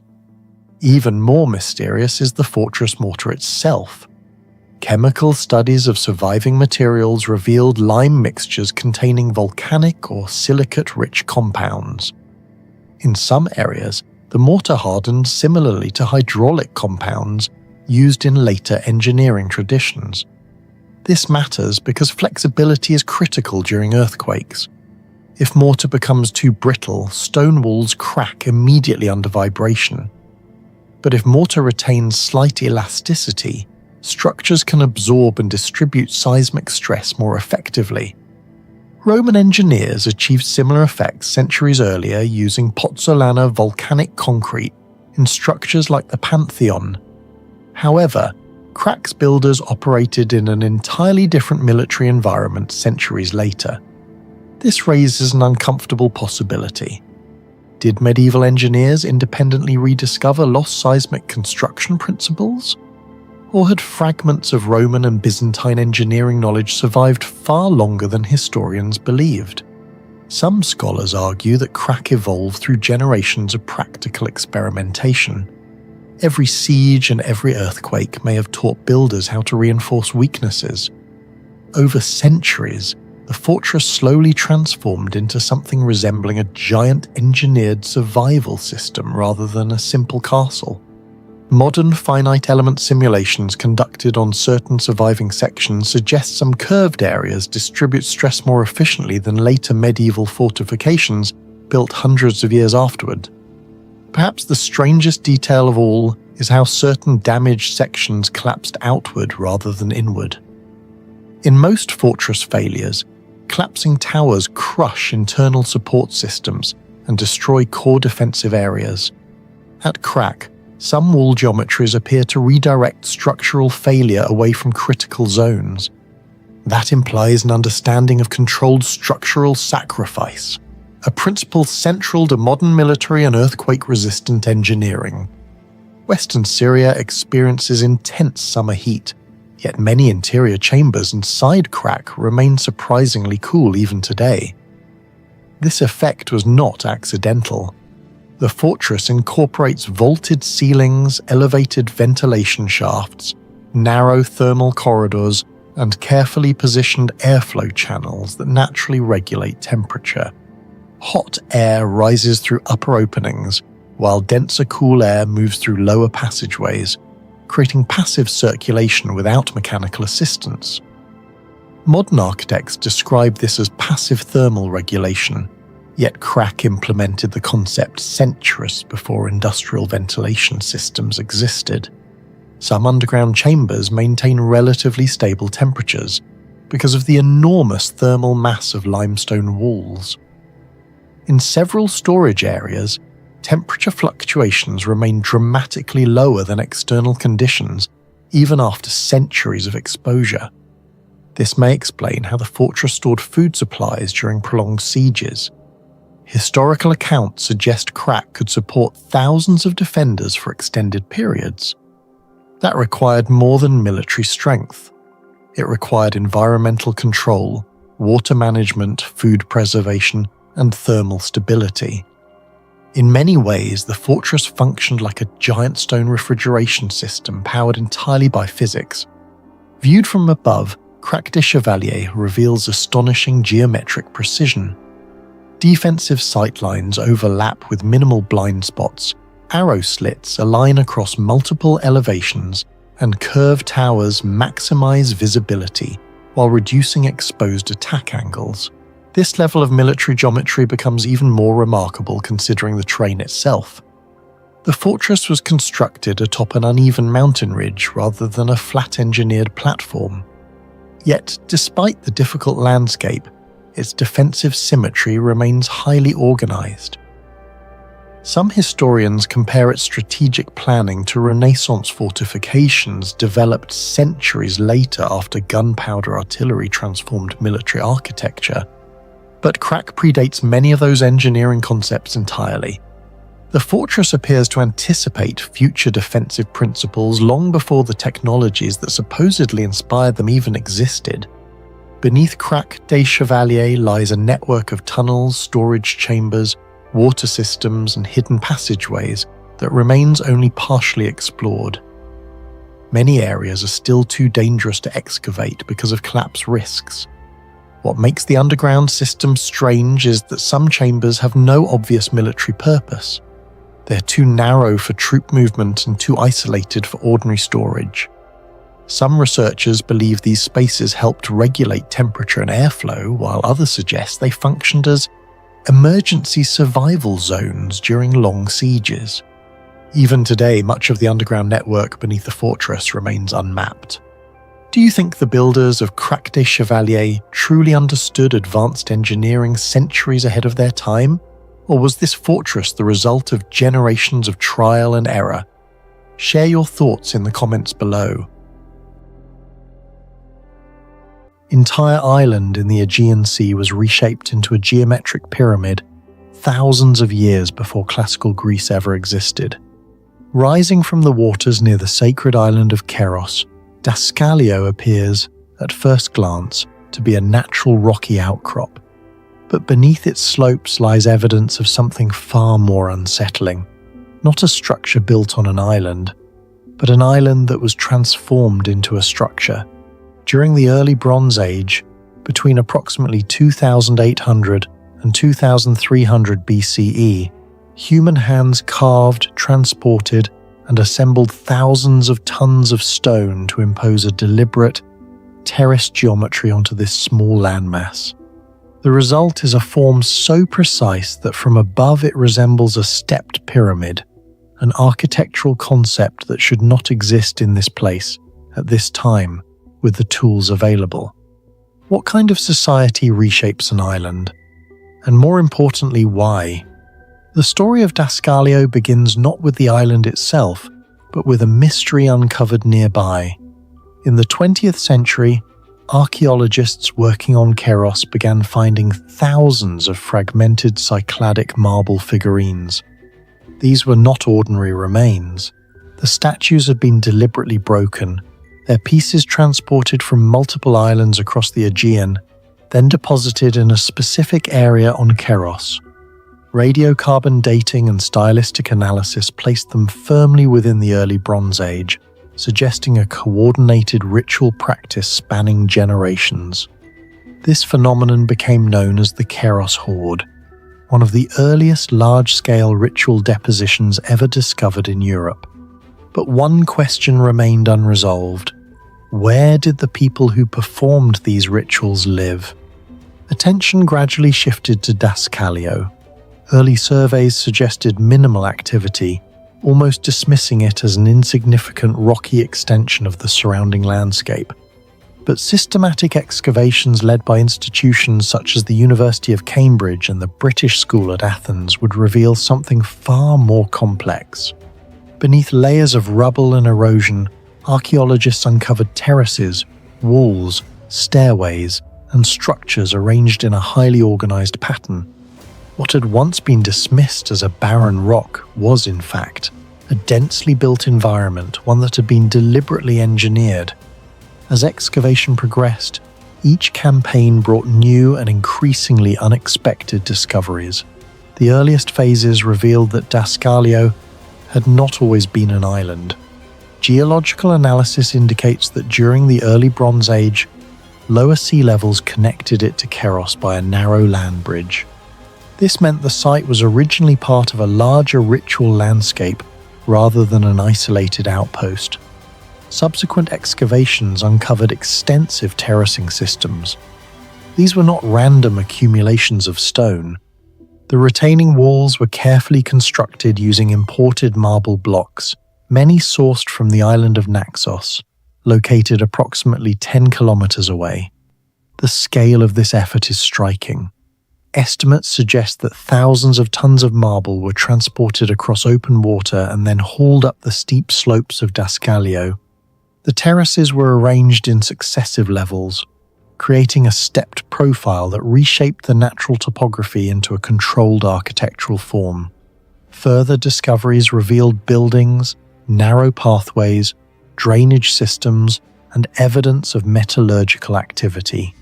Crucibles, molds, and slag deposits indicate that copper processing took place on site, suggesting that Daskalio was not merely symbolic, it was functionally active.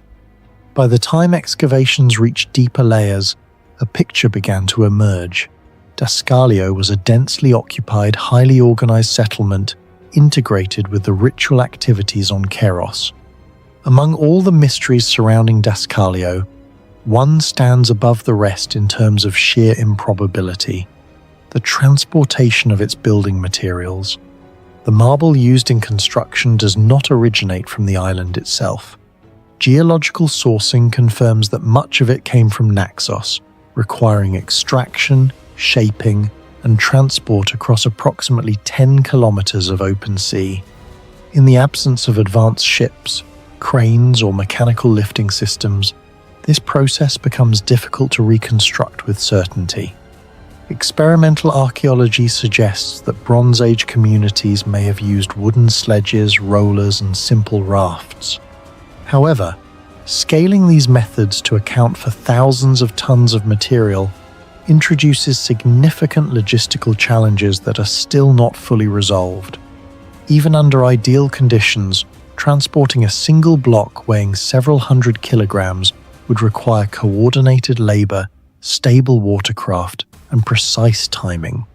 Repeating this process hundreds or thousands of times implies a level of organization that approaches that of later, more complex civilizations. The comparison with Stonehenge is unavoidable. At Stonehenge, stones weighing up to 25 tons were moved over distances exceeding 200 kilometers. Yet despite decades of research, the exact methods remain debated.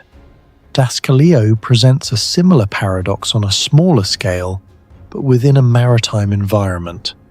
Instead of overland transport, materials had to cross open water, introducing variables such as currents, weather conditions, and buoyancy constraints that significantly complicate any reconstruction model.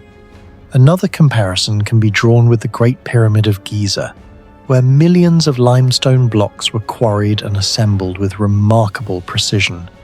In Egypt, the presence of a centralized state and a large, organized labor force offers a partial explanation for such an undertaking. At Daskaleo, however, no clear evidence of a centralized authority has been identified. Yet the outcome, a transformed landscape requiring sustained effort over time, suggests coordination at a regional scale, possibly involving multiple island communities working toward a shared objective. What makes this problem particularly unresolved is not the possibility that transport occurred, but the absence of direct evidence detailing how it was achieved. No preserved boats, no clear harbour installations, and no definitive transport tools have been found. The result is a gap between capability and evidence, a hallmark of many ancient engineering mysteries. The purpose of Daskaleo remains one of the most debated aspects of the site. One interpretation views it as a ritual centre directly connected to the activities on Keros. The deliberate fragmentation of figurines and their deposition suggests a shared symbolic system across multiple communities, indicating that Daskaleo may have functioned as a ceremonial hub where people gathered to participate in structured rituals. Another interpretation emphasizes its industrial features. The presence of metallurgical remains indicates that copper processing occurred on site, raising the possibility that Daskaleo served as an early production center linked to emerging trade networks in the Aegean. A third perspective considers Daskaleo as a proto-urban environment. The density of structures, the organization of space, and the integration of infrastructure point toward a form of settlement that predates classical urbanism. Each interpretation, however, introduces contradictions. A purely ritual site would not require such extensive infrastructure. A purely industrial site would not explain the symbolic significance of the figurine deposits. And a proto-city located on a steep, resource-limited island challenges conventional models of early urban development. These contradictions are precisely what make Daskaleo so compelling as an archaeological puzzle. It resists simple classification, existing instead at the intersection of multiple functions and meanings. If a society with limited tools could reshape an entire island into a geometric structure, what other achievements might have existed and simply vanished without leaving a clear trace?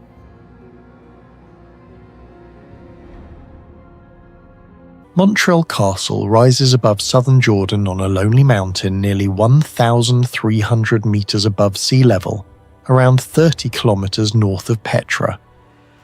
Today the fortress is often called Shobak Castle, but during the Crusader period it was known as Montreal, meaning Royal Mountain.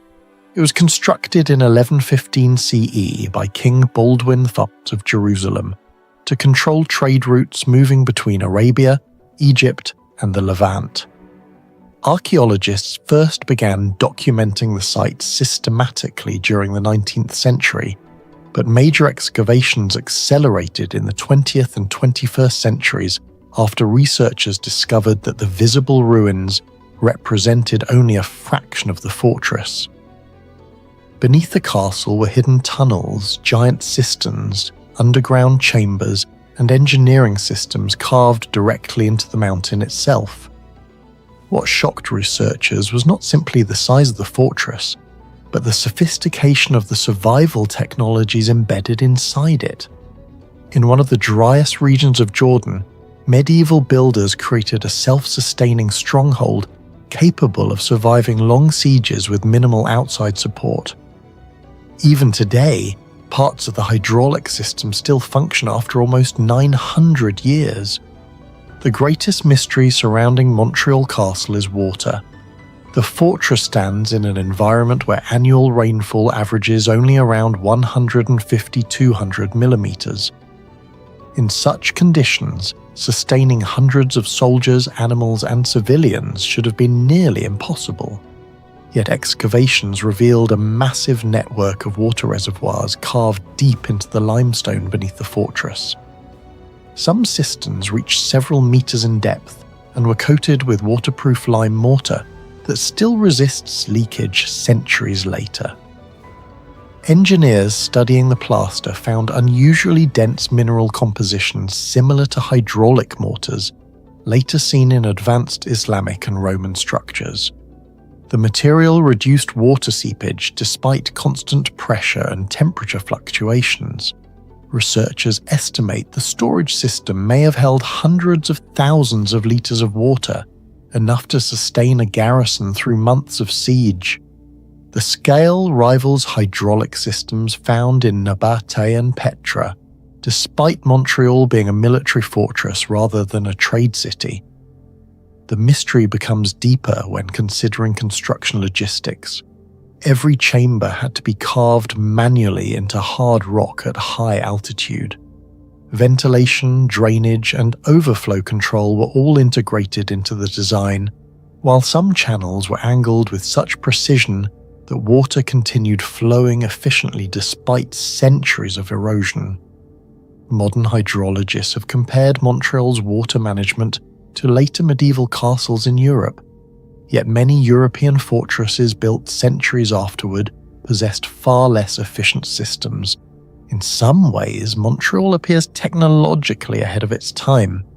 One of the most terrifying discoveries at Montreal Castle is the underground stairway descending deep beneath the mountain. The passage contains nearly 300 narrow stone steps cut directly into bedrock. The tunnel drops toward a hidden water source outside the main fortress walls, allowing defenders to retrieve water during siege conditions without exposing themselves to enemy attacks. The engineering difficulty of this structure is extraordinary. Archaeologists note that the staircase maintains a remarkably stable angle for long distances. Several sections include air shafts for ventilation, water runoff channels were cut into the floor, and structural niches appear to reduce collapse pressure. Creating such a tunnel with 12th century tools would have required enormous labor and precise planning. The deeper sections become extremely narrow, suggesting builders understood how to reduce stress fractures inside confined rock corridors. Some researchers compare the system to subterranean works at Petra or Derinkuyu underground city in Cappadocia. However, Montreal differs because its tunnels were integrated into an active military fortress perched on a steep mountain ridge. Even stranger, some portions of the tunnel appear older than the Crusader occupation itself. Tool marks and masonry styles differ between sections, leading to speculation that earlier Nabatean or Byzantine builders may have created the original passage centuries before the Crusaders arrived. Jordan lies near tectonically active fault systems connected to the Dead Sea Transform. Over the centuries, the region experienced multiple destructive earthquakes strong enough to destroy entire cities, yet major portions of Montreal Castle still stand. Structural surveys revealed several advanced construction techniques, including alternating large and small stone blocks to absorb vibration, flexible inner wall cores packed with rubble, foundations anchored directly into natural bedrock, and curved wall sections distributing lateral force. These methods resemble anti-seismic techniques later documented in Byzantine and even Incan architecture. Instead of relying purely on rigid mass, The builders created walls capable of dissipating energy during tremors. Scientists studying ancient seismic engineering often compare such systems to Machu Picchu or Roman fortifications in Syria. But Montreal's remote desert location makes its sophistication difficult to explain. The fortress was supposedly built rapidly for military necessity, yet parts of its structural planning appear highly specialized. Some walls also show evidence of repeated repairs using different masonry traditions, suggesting the castle evolved over centuries and possibly incorporated knowledge from Crusader, Arab, Byzantine, and local Levantine builders simultaneously. Several stone blocks within Montreal display unusually smooth cuts and tightly fitted joints. Certain surfaces appear polished beyond what historians would expect from a frontier military fortress built under harsh conditions. Archaeologists documented nearly straight incision lines, symmetrical block shaping, narrow mortar gaps, and precision-fitted corners resistant to shifting. The mystery is not that medieval builders could cut stone, but that they achieved such consistency in an isolated desert fortress with limited transport infrastructure. Some theories suggest prefabricated blocks were shaped elsewhere and transported uphill. However, hauling multi-ton limestone blocks onto a steep mountain ridge would have required massive manpower and advanced logistical coordination. Others believe the Crusaders reused older Nabatean or Roman stone foundations already present on the site. This would explain why certain sections appear far more refined than neighbouring walls. Geological analysis also found differences in weathering rates between stones, implying some materials may originate from different construction periods entirely. In 1187, after the Battle of Hattin, the armies of Saladin swept across the Crusader kingdom of Jerusalem. Most strongholds collapsed relatively quickly. Montreal did not. Historical chronicles describe a prolonged siege lasting more than a year before the fortress finally surrendered in 1189. For a remote castle isolated in the desert, such endurance is astonishing. The defenders reportedly survived despite extreme shortages and encirclement. Medieval sources even describe soldiers selling possessions for food as the siege dragged on. Yet the fortress continued resisting long after many larger Crusader strongholds had fallen. Military historians believe Montreal's survival depended on hidden water reserves, underground storage chambers, passive cooling systems inside the rock, and carefully rationed internal resources. The underground architecture likely stabilized temperatures naturally. Rock-cut chambers remain significantly cooler than the outside desert heat even today, preserving water and food far longer than surface storage alone. Some unexplored underground sections remain inaccessible because of collapse danger, meaning the fortress may still conceal undiscovered chambers or tunnels. Many archaeologists believe the visible ruins represent only part of the original complex. Satellite surveys and excavation data indicate that large sections of the upper fortress disappeared over time due to earthquakes, stone reuse, and erosion. Ancient descriptions portray Montreal as far larger than what survives today. Researchers suspect the castle once included elevated towers now destroyed, multi-level defensive terraces, additional cistern systems, and hidden communication corridors.